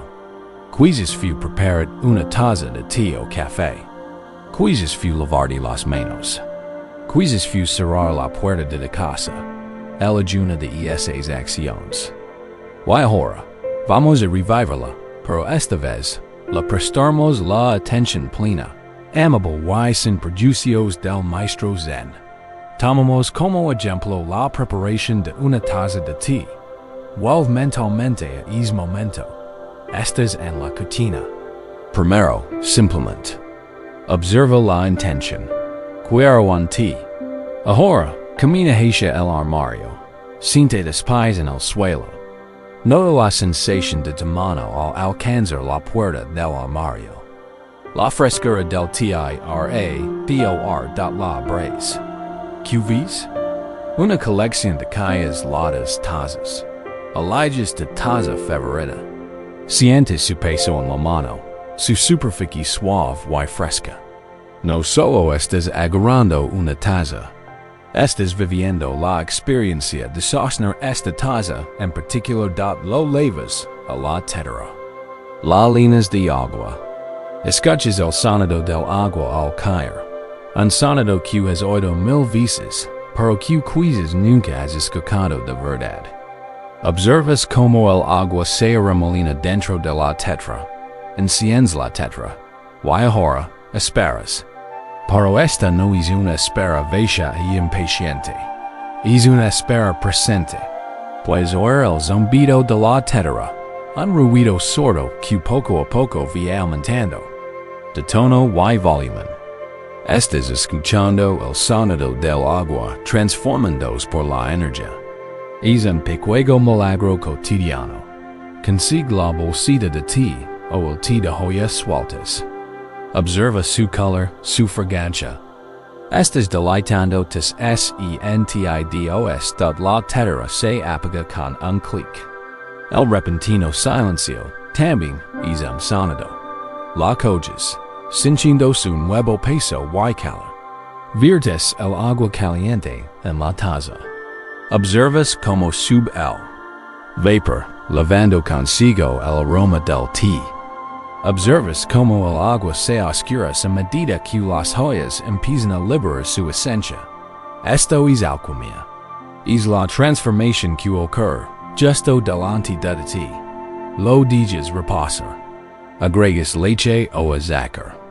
Si lo decís, observando cómo se remodelan y se disuelven. Y entonces, te llevas la taza caliente a los labios. Tomas el primer sorbo. No solo lo tragas, lo saboreas. La calidez, el sabor, la amargura, la dulzura. No solo estás bebiendo té. Estás recibiendo el regalo de la planta del té, la lluvia, el sol, la tierra. Todo en esta simple taza. Acabas de transformar una tarea rutinaria de 2 minutos, que normalmente haces automáticamente, en una meditación rica y multisensorial de 10 minutos. No le has añadido nada místico. Simplemente has dado el EVAR. Dad la paz que sientes no se debe que el té sea mágico. La paz proviene del acto de estar plenamente presente. Es la paz de una mente que no está dividida, que no se apresura. Hacia el futuro, en se aferra al pasado, sino que se contenta con estar aquí y ahora. Simplemente lavando el aires, simplemente bebiendo el té. Mientras yeses aquí, listo para dormir, puedes practicar esto con las sensaciones del momento. En lugar de perderte en un torbellino de pensamientos, dirige tu atención a los simples hechos físicos de tu existencia. Siente la textura de la sabana contra tu piel. Siente el peso de la manta sobre ti. Siente la frescura de la almohada bajo tu cabeza. Escucha los sonidos apacibles de la noche. Siente el suave y rítmico movimiento de tu propia respiración. Cada uno de estos es un regalo sencillo. Cada uno es una puerta al presente. No necesitas buscar la paz. Ya está aquí, entretenida en la esencia de tus sentidos, esperando pacientemente. Y que la percibas. Que tu último acto del día sea esta simple observación. Que sea una recepción serena. Y agradecida del regalo de este momento sencillo, cotidiano y profundamente sagrado. Hemos aprendido a encontrar lo sagrado en lo cotidiano, y centrar nuestra atención plena en los actos sencillos de nuestra vida. Esta es una práctica poderosa para cultivar la paz. Pero al sentarnos en esta presencia silenciosa, podemos tomar conciencia de ciertos aspectos de nosotros mismos con los que no es fácil estar presentes. Hay partes de nuestra personalidad, nuestra historia, nuestros sentimientos, que hemos considerado inaceptables. Nuestra ira, nuestros celos, nuestro miedo, nuestra vergüenza, nuestra codicia. Estas son las partes de nosotros mismos que intentamos repudiar, reprimir en la oscuridad, fingir que no existen. Es conjunto de partes negadas y reprimidas, es lo que el psicólogo Carl Jung llamó la sombra. Y la verdad espiritual es que nunca podrás encontrar una paz plena y duradera hasta que estés dispuesto a dar la vuelta y enfrentar a tu propia sombra. Hey, una vieja historia de un hombre que le tenía terror a su propia sombra y odiaba sus huellas. Pensaba que eran una burla, una cosa oscura y fea que siempre se le pegaba, un rostro desordenado que demostraba su indignidad. Ideó que crea un plan brillante para escapar de ellas. Si corro lo suficientemente rápido, pensó, podré dar atrás a mi sombra, y mis huellas quedarán muy atrás. Así que eco a corrió tan rápido como pudo por los campos y las llanuras. Para ocurrió algo extraño. Cuanto más rápido corría, más rápido parecía seguirlo su sombra, balanceándose y zigzagueando junto a él. Y cuanto más corría, más huellas creía, un rostro frenético y desesperado que marcaba cada paso. Estaba creando más de aquello. De lo que intentaba se esforzó cada vez más, con el corazón latiendo con fuerza, los pulmones ardiendo. No se rendiría. Estaba decidido a derrotar a ese perseguidor oscuro y aferrado. Corrió, hasta que finalmente su cuerpo no pudo más. Se desplomó completamente exhausto y murió. Había muerto sin siquiera darse cuenta de la simple verdad. Si tan solo hubiera dejado de correr, y se hubiera refugiado bajo la sombra de un árbol grande y frondoso, su sombra se habría desvanecido, fundiéndose con la sombra mayor. Y si se hubiera quedado quieto, sus huellas habrían cesado. Un monje sabio, que había estado observando esta trágica y frenética carrera, se sentó junto al cuerpo inmóvil del hombre y suspiró. Que tontería, susurró el monje. No lo entendió. Para escapar de la sombra, no necesitas correr. Solo necesitas hacer una de dos cosas. Puedes encontrar una sombra más grande, un contexto más amplio que tu propio ser. O puedes girarte y enfrentar al sol. Esta historia es una metáfora aguda de nuestra relación con las partes de nosotros mismos que no nos gustan. Nuestra sombra contiene todas las cualidades que nos enseñaron que eran malas o indignas de ser amadas. Quizzes de niño te dijeron que estar enojado era inaceptable, así que relegues tu aire a la sombra. Quizzes te avergonzaron por ser egoísta, así que relegues tu sano interés personal a la sombra.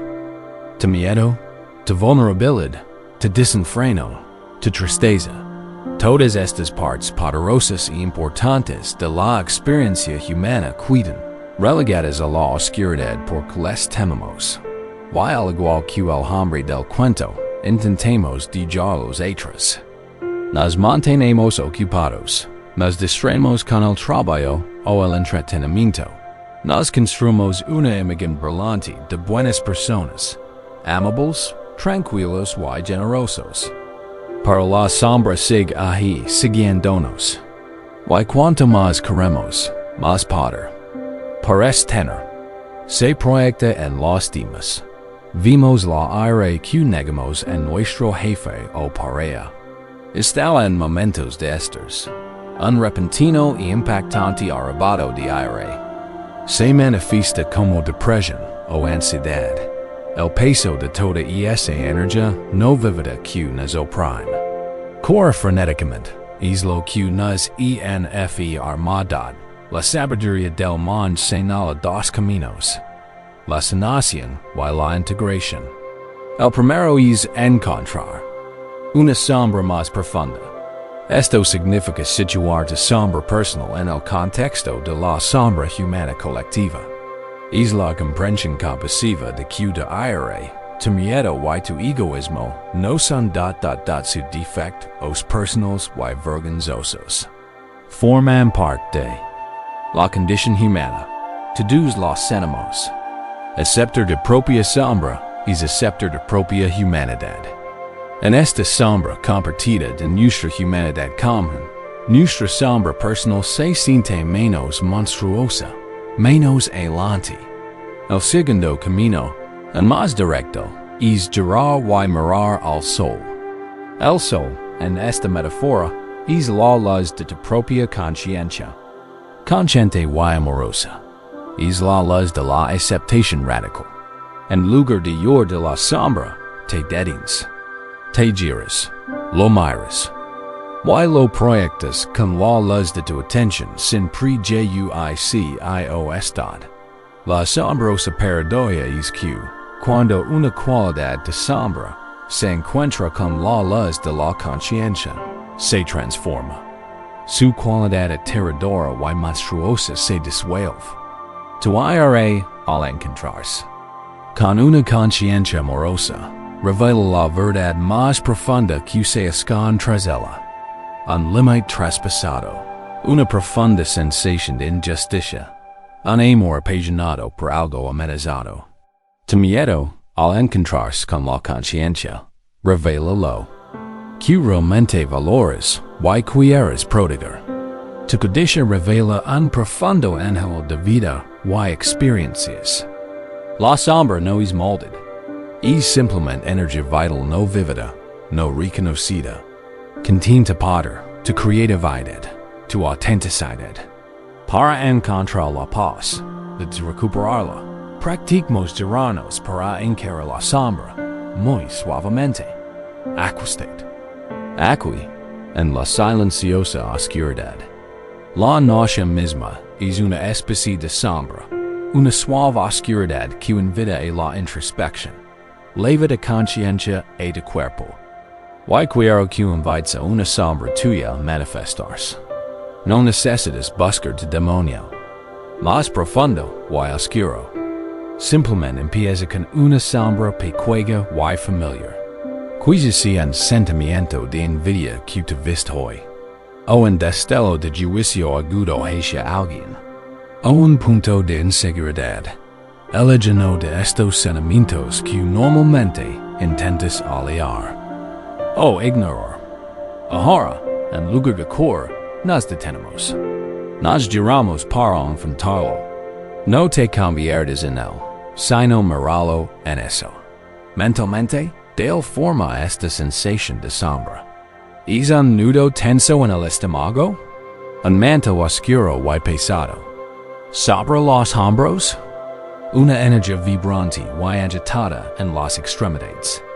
Simplemente, de forma. Nuestro primer instinto es retroceder, juzgarlo.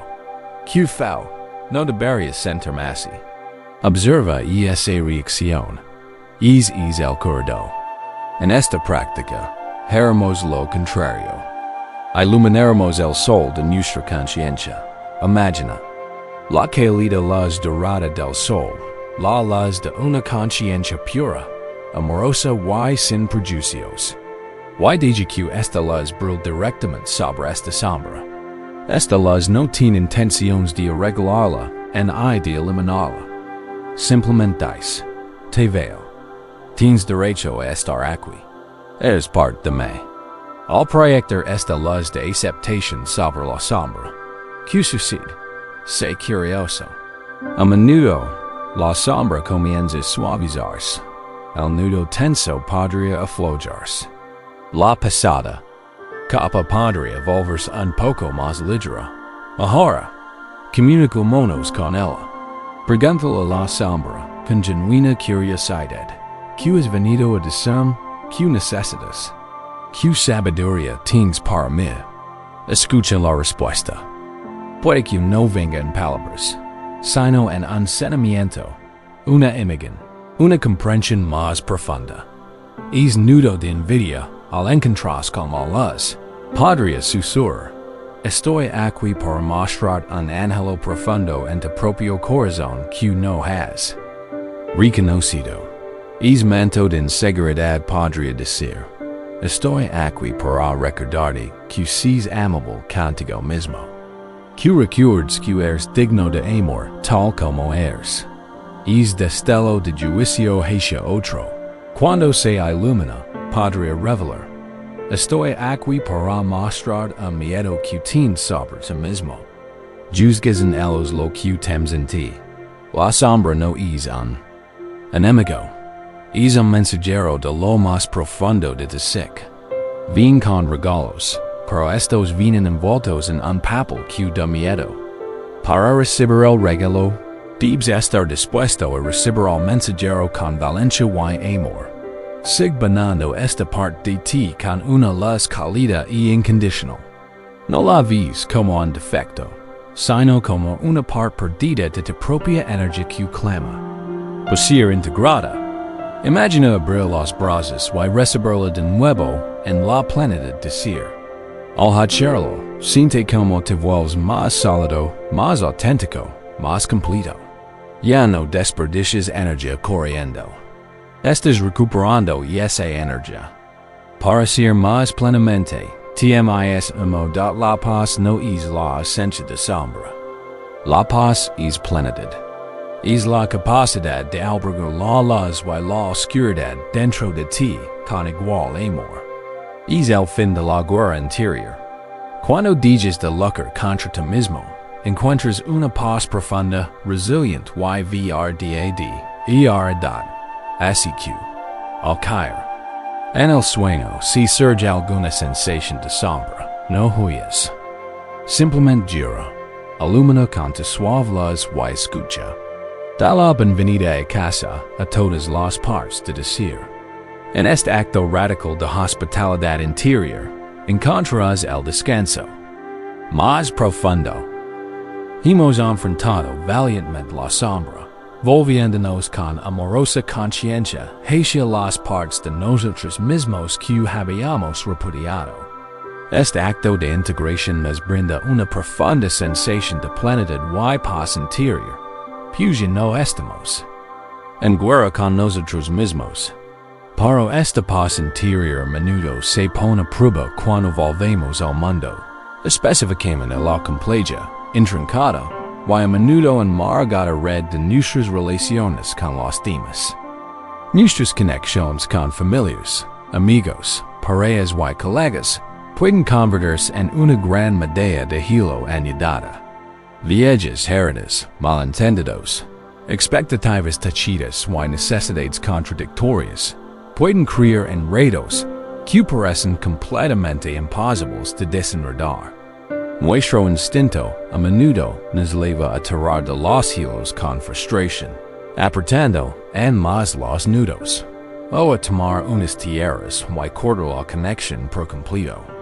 Pero existe una tercera vía, la del maestro teacher, en una ciudad famosa por sus exquisitos tapices. Vivía una anciana considerada la mejor talladora de su tiempo. Su habilidad era legendaria. Se decía que podía tejer hilos de luz de luna y sombra en sus creaciones. Un día, un rico comerciante, que había oído hablar de su fama pero era escéptico, decidió ponerla a prueba. Consiguió la medalla de hilo de seda más enredada que se pueda imaginar. Era una marana caótica de nudos, una docena de colores diferentes, entrelazados de una forma que parecía deliberadamente maliciosa. Había sido trabajada por otros supuestos expertos, quienes se habían dado por vencidos, desesperados. El comerciante llevó este desastre enredado al taller del viejo teacher. Me han dicho que eres el mejor teacher del país. Dio con una sonrisa burlona.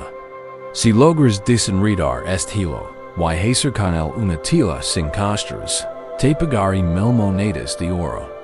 Pero creo que es una tarea imposible.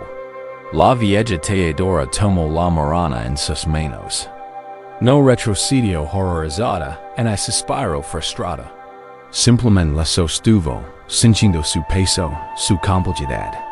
Su aprendiz, una joven impaciente, la miró y declaró: Maestra, es inútil. La única solución es encontrar las tierras más afiladas y cortar los nudos. Perderemos la mitad del hilo, pero es la única manera de salvar algo. La vieja tejedora niego con la cabeza suavemente. Cortar un nudo es admitir la derrota, Dio en voz baja. Es destruir la historia del hilo. No cortaremos. En cambio, coloco la madera enredada sobre un suave cojín a los de su ventana. Y durante 3 días, pareció no hacer nada en absoluto. Se sentaba con ella, a veces durante horas, simplemente mirándola. De vez en cuando lo tocaba con delicadeza, siguiendo el recorrido de un hilo de un solo color que desaparece. En la masa caótica, la aprendiz se inquietó, convencida de que su maestra por fin había encontrado la forma de su pieteo dado al cuarto día. La maestra recogió la madera. Tenía la mirada tranquila y las manos relajadas. Ya no miraba el nudo completo y abrumador. Su atención se centraba en un único y diminuto bucle de hilo azul. Con una fina agulla de plata, comenzó a palpar suavemente el bucle, creando un pequeño espacio. No tiro, no forzo. Simplemente dejó un pequeño espacio para respirar. Luego siguió el hilo azul hasta su siguiente enredo, y con la misma infinita paciencia, lo empujó, lo fluyó, lo animó. Trabajó durante días que se convirtieron en semanas. Sus movimientos eran una forma de meditación. No luchaba contra el nudo, lo escuchaba. Descubría su historia. La decía a su aprendiz. Un nudo, ¿ves? No es un error. Es solo un hilo que ha recorrido un camino difícil y complejo. Para encontrar su fin, debes honrar el camino que recorrió. Debes seguir su camino con respeto, no con violencia. Lentamente, milagrosamente, la gran y apretada bola de caos comenzó a soltarse. Al soltar un hilo, reveló el camino para liberar otro. Lo que parecía una mirada furiosa e imposible se revelaba como un complejo, pero lógico, sistema de giros y vueltas. Finalmente, llegó el día en que desató el último lazo, y los hilos multicolores se desprendieron en una suave y brillante pila, cada uno entero e intacto. Con esto, tejió un tapiz tan hermoso, con colores que se fundían con tal armonía, que el comerciante logró al verlo, le pegó el doble y les dio a todos que su habilidad no era solo artesanía, sino magia. Esta parábola es una profunda enseñanza sobre cómo abordar los nudos de nuestra vida, especialmente los nudos emocionales en nuestras relaciones. Cuando nos enfrentamos a un conflicto difícil, un resentimiento prolongado o una dinámica familiar compleja, nos encontramos ante una marana de hilos. Nuestra mente aprende a quiere usar tierras, terminar la relación, renunciar al trabajo, ayudar a la persona, o tirar de los hilos, discutir, culpar, exigir, forzar una resolución. Ambas opciones destruyen la conexión o hackean el nudo. Se aprecia de forma imposible. El camino del tejedor es el camino de la acción constante y compasiva. Se basa en varios principios clave. Primero, presencia y observación. El tejedor se sentó con el nudo durante días, simplemente observándolo. Antes de poder resolver un problema, debemos estar dispuestos a estar con él sin reaccionar de inmediato. Debemos mirar la difícil relación con claridad, sin juzgar y ver toda su complejidad. Segundo, paciencia. El tejedor sabía esto no se resolvería en una hora. Los nudos emocionales profundamente enredados, que a menudo han tardado ecos en formarse, no se desenredaron con una sola conversación. La paz en las relaciones surge del compromiso con un proceso paciente y a largo plazo. Tercero, acción suave y confiar a deidad, no aborro todo el nudo de una vez. Encontro un pequeño bucle viable. En conflicto, que es lo único que puedes hacer. No resolver todo el problema, sino simplemente crear un poco de espacio. Puedes escuchar durante 5 minutos sin interrumpir. Puedes ofrecer una pequeña y sincera disculpa por tu participación. Puedes tener un pequeño acto de bondad. Este es el sondeo suave con la agulla de plata. 4. Honrando el camino. El tercer día. Un nudo es un hilo que ha recorrido un camino difícil. Nuestros conflictos son iguales. Tienen una historia. Para desenredarlos, debemos respetarla. Debemos comprender cómo se hizo el nudo, las heridas, los miedos, las necesidades que lo provocaron. Esto requiere empatía y la disposición a ver el camino del otro, no solo el nuestro. Ahora practicamos cómo convertirnos en tejedores. Concentrate en un nudo enredado en tu vida. Podría ser una relación difícil, un problema recurrente en el trabajo o un conflicto interno complejo. Elige algo que te parezca enredado y atascado. Visualiza ese problema como esa gran medalla de hilo caótica. Siente la frustración y el agobio que podría conllevar. La sensación de esto es imposible. Ahora, adopta la postura del maestro teacher. No estés aquí para lucrar, estés aquí para comprender. Coloca el nudo sobre un suave colchón en tu mente. Por unos instantes, simplemente reflexiona sobre ello. Observalo sin juzgar. Observa todos los hilos de diferentes colores, de sentimientos, los sentimientos de la otra persona, la historia, los malentendidos. Simplemente obsérvalo todo con una conciencia tranquila y espaciosa. No vas a resolverlo ahora mismo. Simplemente vas a estar presente hora. Deja era la imagen abrumadora del nudo completo. Pregúntate, ¿dónde está el pequeño bucle que funciona? ¿Dónde está el punto de entrada más pequeño? ¿Cuál es el paso más pequeño, suave y posible que podría dar? ¿Cuál es el nudo si una falla en la comunicación con un ser querido? El bucle funcional podría ser simplemente la intención de escuchar de verdad la próxima vez que hables. Podría ser enviar un mensaje breve que diga, estoy pensando en ti, sin necesidad de respuesta. Quizzes el nudo si una sensación de agobio en el trabajo. El círculo vicioso no es resolver mi carrera entera, sino, hoy me tomaré 10 minutos para limpiar solo mi escritorio. Identifica esta pequeña y delicada acción. Debería sentirse posible. Debería sentirse amable. Este es tu guía de plata. Ahora, mentalmente, imagina realizar esta pequeña acción. Imagina insertar suavemente la agulla en ese pequeño bucle y crear un pequeño espacio. Imagina la sensación de liberación por pequeña que esto produce.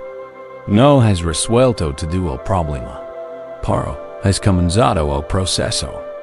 Has pasado de un estado de parálisis frustrada a uno de compromiso paciente. Y habilidad la paz que buscamos en nuestras relaciones y en las situaciones complejas de la vida no es la paz de una vida sin nudos. Es la paz de saber convivir con ellos. Es la confianza que necesita la atención plena y la paciencia de un teacher.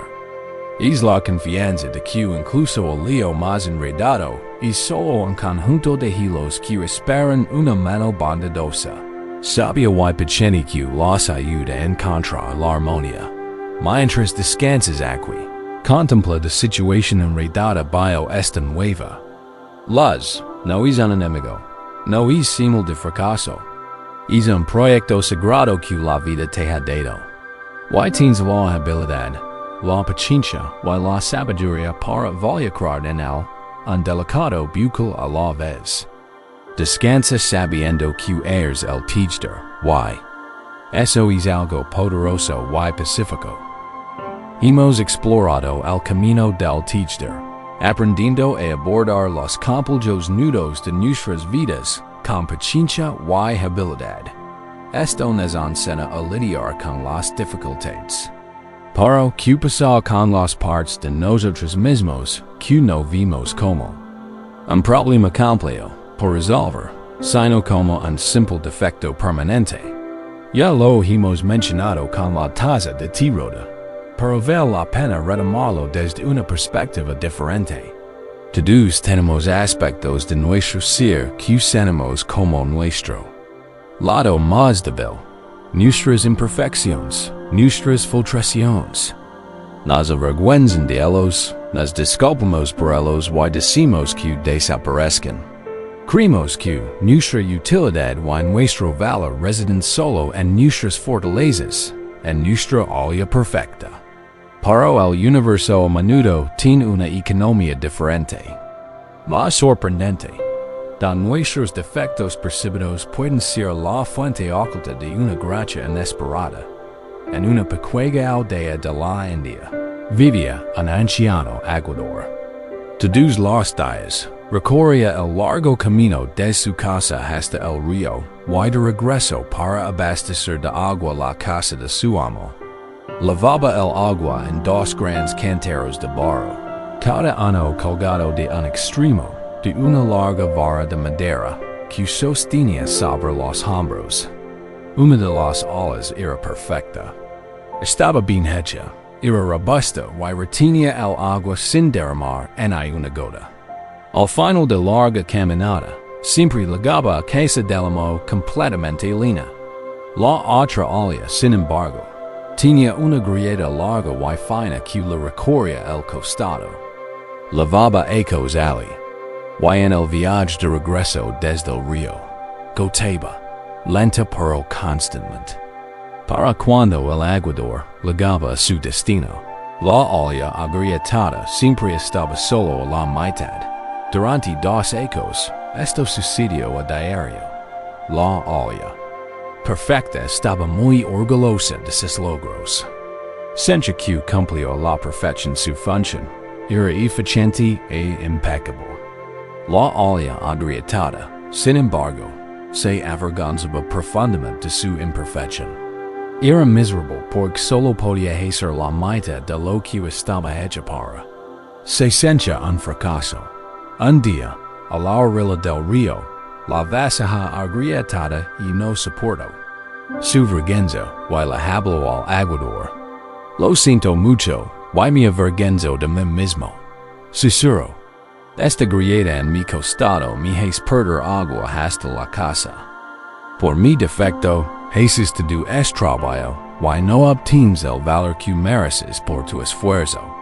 El viejo aguador le sonrió amablemente a la vacía. No estaba enojado ni decepcionado. Mi querida vasija, dio con voz cálida, al regresar hoy a casa del amo, quiero que prestes mucha atención al sendero. Quiero que te fijes en las hermosas flores que crecen a la orilla del camino. Desconcertada, la maceta asintió. Mientras volvían por el polvoriento sendero, la maceta agrietada, por primera vez, se dio cuenta. Y vio que en su lado del sendero, el lado donde goteaba, había una hilera continua y vibrante de las más hermosas flores silvestres. Había brillantes caléndulas, fragantes jasmines y deslumbrantes cosmos, todos meneando la cabeza al sol. El otro lado del sendero, el lado de la maceta perfecta, estaba herido y pio al VOR, al ligar a la casa del amo. El aguador dejó su vara y se volvió hacia la maceta agrietada. ¿Des las flores? Preguntó.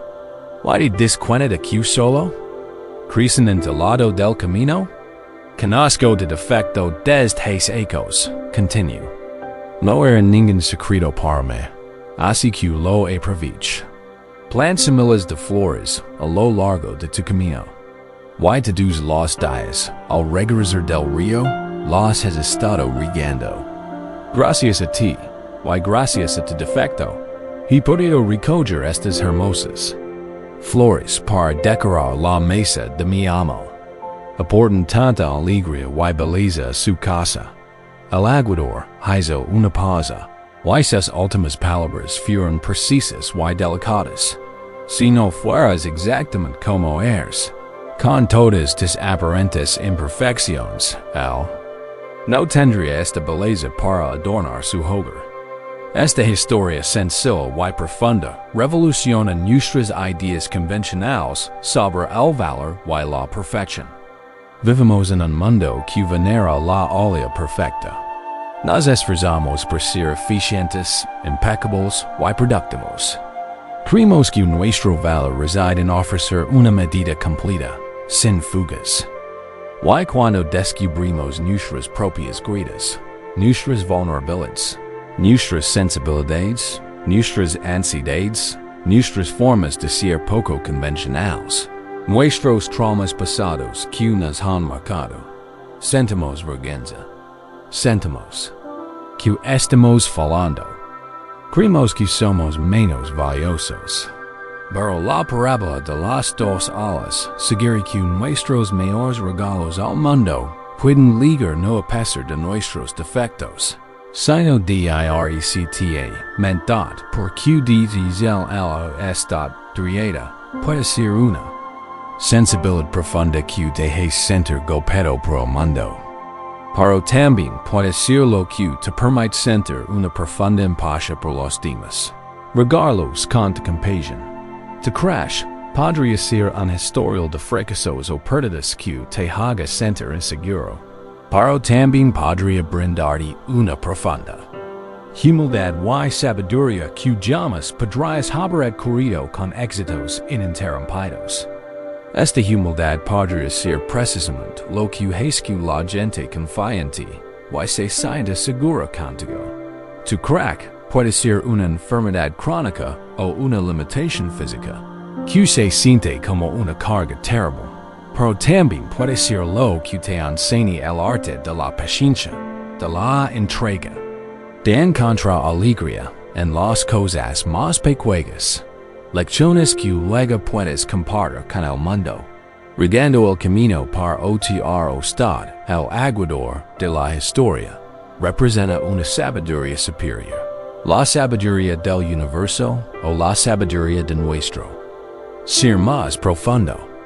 Esta sabiduría no juzga nuestros defectos, ve su potencial, sabe sembrar semillas en nuestro camino para que nuestras propias fugas se conviertan en fuente de alimento y belleza.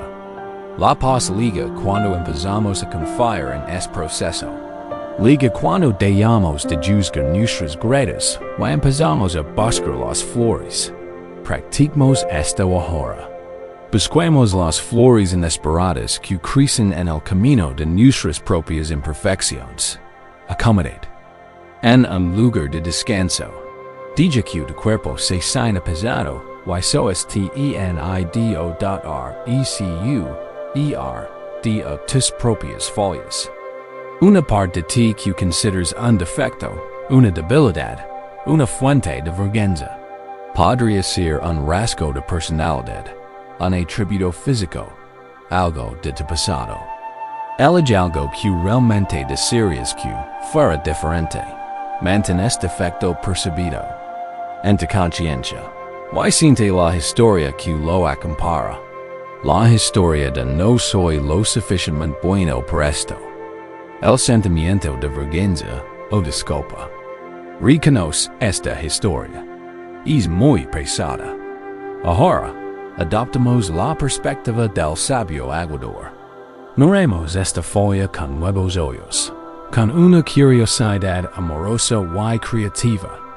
No estamos aquí para negar la grieta. La ola se cugatía. Nuestra folla es real.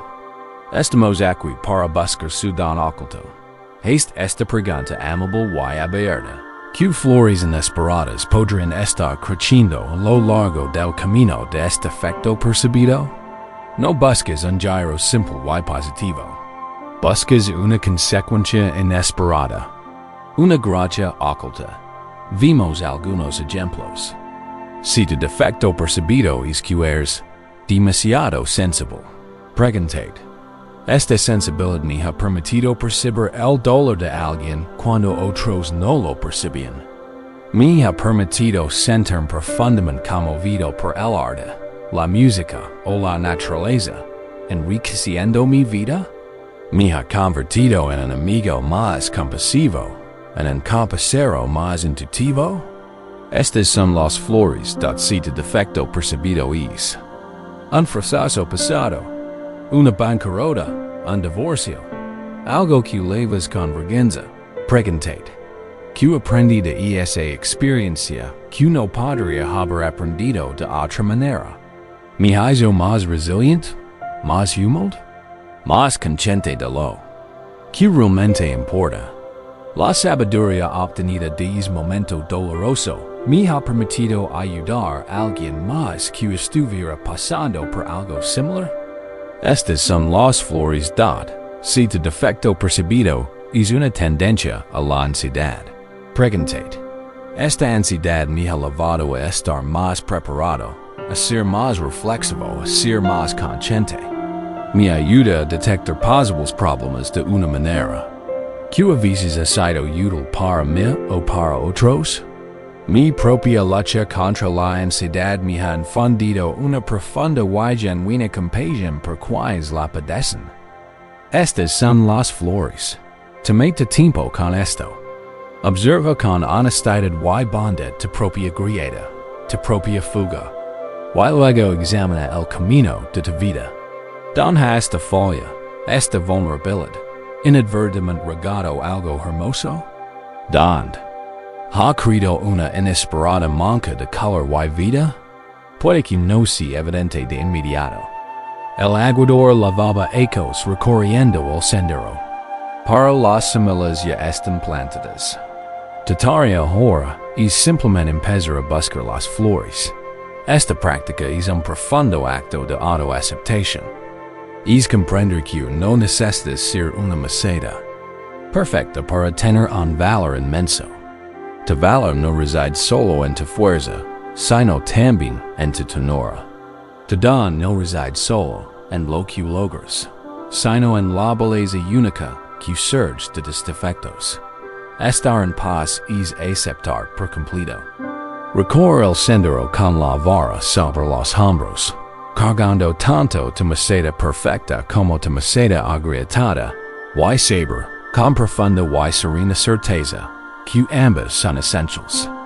Ambas forman parte de la hermosa, misteriosa y sagrada tarea de regar. El mundo descansa en este conocimiento. Tal como eres suficiente. Tu viaje, tal como has sido, está trayendo belleza al mundo de maneras que quizás ni siquiera hayas empezado a percibir. Hemos recorrido el camino del aguador, aprendiendo a ver la belleza en nuestras propias imperfecciones, a confiar en que incluso nuestras filtraciones pueden regar al mundo de maneras inesperadas. Esto nos trae una profunda sensación de autoaceptación, una paz con quien somos congruentes y to-do. Hemos viajado a través del mundo externo y el paisaje interno, adquiriendo sabiduría. Ahora, llegamos al centro mismo de nuestra práctica, el alfa y el omega de todas las tradiciones contemplativas. Llegamos a la respiración. La hemos usado como ancla a lo largo de nuestro viaje de esta noche, pero ahora exploraremos su secreto más profundo, porque a menudo pensamos que el secreto de la respiración está en la respiración misma. Para los grandes maestros enseñan que la verdadera puerta al infinito no está en la inhalación, está en la exquisita, atemporal y silenciosa pausa que yace entre ellos. Un joven buscador, sincero y apasionado, acudió a un venerable maestro zen. El buscador había viajado por el mundo, estudiado con muchos maestros, aprendido con playas. Técnicas de meditación y dominado difíciles posturas yógicas. Había alcanzado una gran concentración y podía permanecer sentado durante horas sin moverse. Sin embargo, sentía que algo le faltaba. Una clave final, una verdad más profunda, se le escapaba. Sentía que todas las técnicas eran solo técnicas. Eran actividades que haciendo, no era un estado del ser, habitando se presentó ante el maestro, y hizo una profunda reverencia. Maestro, Dio, he practicado durante 20 años. Puedo controlar mi respiración, puedo aquietar mi mente, puedo analizar las filosofías más profundas. Pero no he encontrado la paz profunda que usted parece encarnar. Le ruego que me revele el secreto supremo. ¿Cuál es la instrucción más profunda para la meditación? El maestro Zen, un anciano con ojos que parecen abarcar todo el cielo, miró el joven buscador. No habló. Simplemente cerró los ojos y se sentó en silencio. Pasó un minuto, luego 5. Luego 10. El buscador, acostumbrado a largos periodos sentado, permaneció inmóvil, pero su mente empezó a correr. Se impacientó. ¿Era una prueba? ¿Acaso el secreto era que no había secreto? ¿Se burlaba el maestro? Una tormenta de pensamientos y sentimientos comenzó a gestarse en su mente. Justo cuando el buscador sintió que ya no soportaba el silencio, el maestro abrió los ojos. Su mirada era suave y penetrante. «Estás buscando demasiado», dijo el maestro con una voz baja y susurrante, como el susurro de las hojas secas. «¿Crees que la paz es un destino que debes alcanzar con gran esfuerzo? ¿Crees que es un premio que se gana con disciplina?» Le indicó el buscador que se acercara. «Observa mi respiración». La ordenó. El buscador centró su intensa concentración en la respiración del maestro. Observa la inhalación lenta y prolongada, la suave expansión del pecho del anciano. Observa la exhalación, igualmente lenta y completa, la suave liberación. Observa esto durante varios ciclos. El secreto que buscas, dijo el maestro, con la voz apenas alterando el aire, no está en la inspiración. La inspiración es la recolección de vida, la absorción del mundo. Es necesaria, pero es una acción. El secreto, continúo, no está en la exhalación. La exhalación es el soltar, la liberación del mundo. Es necesario, pero también es una acción. El maestro hizo una pausa y sus ojos se encontraron con los del buscador. El secreto supremo, la puerta a la paz que ángeles, reside en la pausa. ¿La pausa? Preguntó el buscador confundido. Sí, afirmó el maestro. Hay un momento en el punto álgido de la inhalación, justo antes de que comience la exhalación. Un momento de plenitud perfecta, de quietud perfecta. En este espacio no estás absorbiendo ni soltando. Simple, son del universo entero se mantienen y esa pausa pranada. Why, continue. Hay otro momento al final de la exhalación, después de liberar todo el aire, justo antes de que comience la siguiente inhalación. Un momento de vacío absoluto, de entrega total. En este espacio, no te aferras a la vida en I. La rechazas. Estás completamente receptivo, completamente abierto.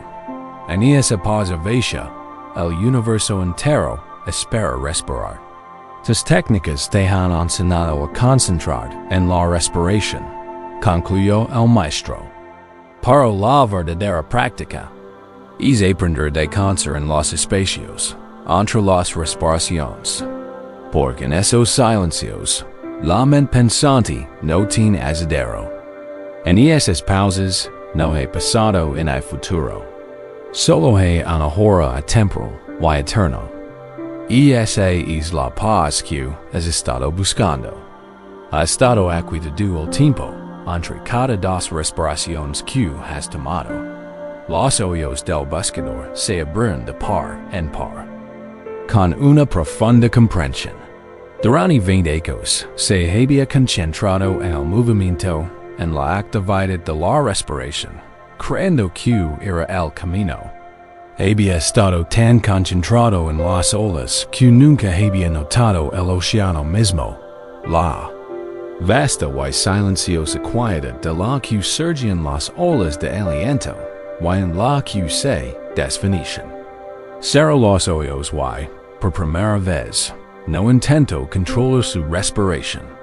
Simplemente la observo y espero, con suave curiosidad, la pausa.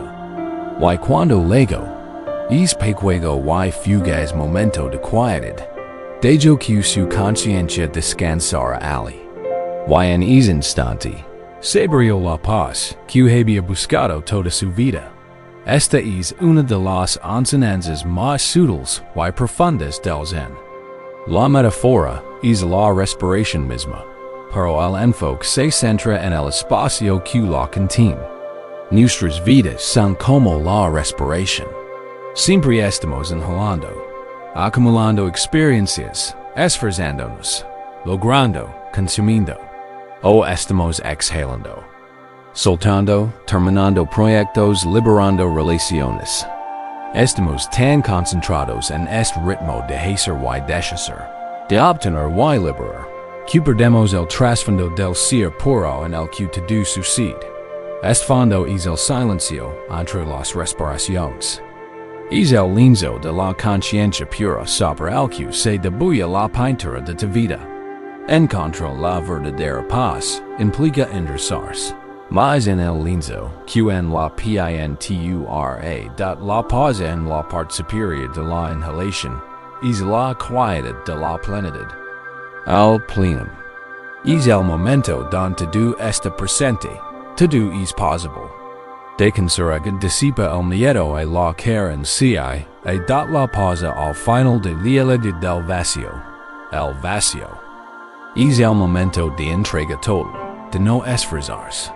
De ser aquí disipa el miedo y la pérdida al aprender a observar y habitar estas dos pausas sagradas. Entrenamos nuestro sistema nervioso para encontrar paz, tanto en la plenitud como en el vacío, tanto en el tener como en el no tener. Salimos del ciclo del ángelo y la aversión y entramos en el presente temporal. Practicamos esto juntos ahora. No se trata de hacer, sino de observar. Deja que tu cuerpo se sumerja en más en el descanso. Deja que tu respiración encuentre su propio ritmo natural y tranquilo. No intentes cambiarla, alargarla ni controlarla de ninguna manera. Simplemente es el observador.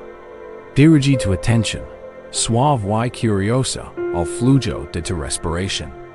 Siente el aire fresco al entrar por tus fosas nasales al inhalar. Siente la suave elevación de tu pecho o abdomen. Ahora, al llegar al punto más alto de tu inhalación natural, observa si puedes notar el momento de transición.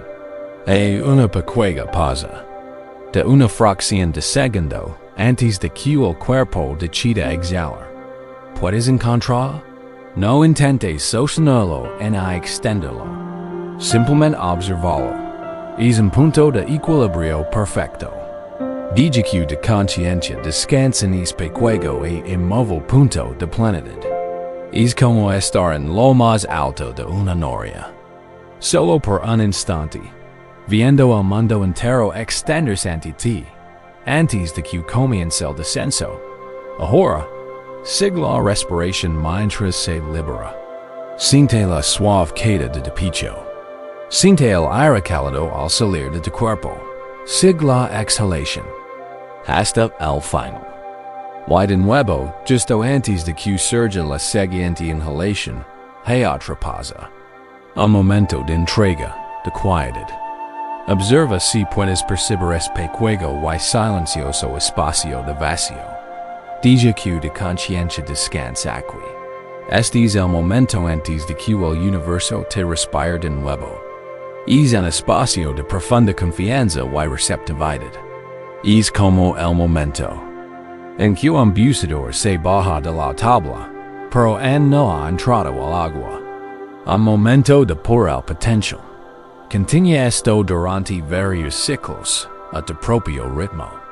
La práctica es sencilla. Sumergete en la ola de la inhalación y descansa en el punto de quietud y plenitud en la parte superior. Sumergete en la ola de la exhalación y descansa en el punto de quietud y vacío en la parte inferior, donde no estás. Creando estas pausas. Ya están sucediendo. Simplemente estás dirigiendo la luz de tu atención hacia el estado al hacer esto. Puede que notes que las pausas se alarguen de forma natural, solo un poco. La mente se aquieta. El cuerpo se relaja más profundamente. Esto es señal de que estás pasando de un estado de hacer a un estado de ser. Este espacio entre respiraciones. Este refugio definitivo. Siempre está ahí. En medio de un día estresante. Puedes hacer una pausa y encontrarlo. En el momento de miedo, puedes regresar a él. Es el código fuente de la paz, integrado en tu sistema nervioso. El verdadero significado de la paz no es una mente vacía de pensamientos. Es una mente que ha encontrado el espacio silencioso que contiene sin esfuerzo todos los pensamientos. No es una vida vacía de desafíos. Es una vida vivida desde la quietud inquebrantable que contiene todos los desafíos hacia que, mientras te sumerges cada vez más en el sueño, deja ir todo lo demás. Deja ir todas las historias, todos los conceptos de nuestro viaje de esta noche. Deja que se disuelvan. Y simplemente descansa de conciencia en este ritmo simple, profundo y sagrado. La respiración y el silencio sagrado que la contiene. Deja que las pausas sean tu canción de cuna, meciendo suavemente hacia la gran y pacífica quietud de la que viniste y a la que regresarás. Descansa en el silencio entre tus respiraciones.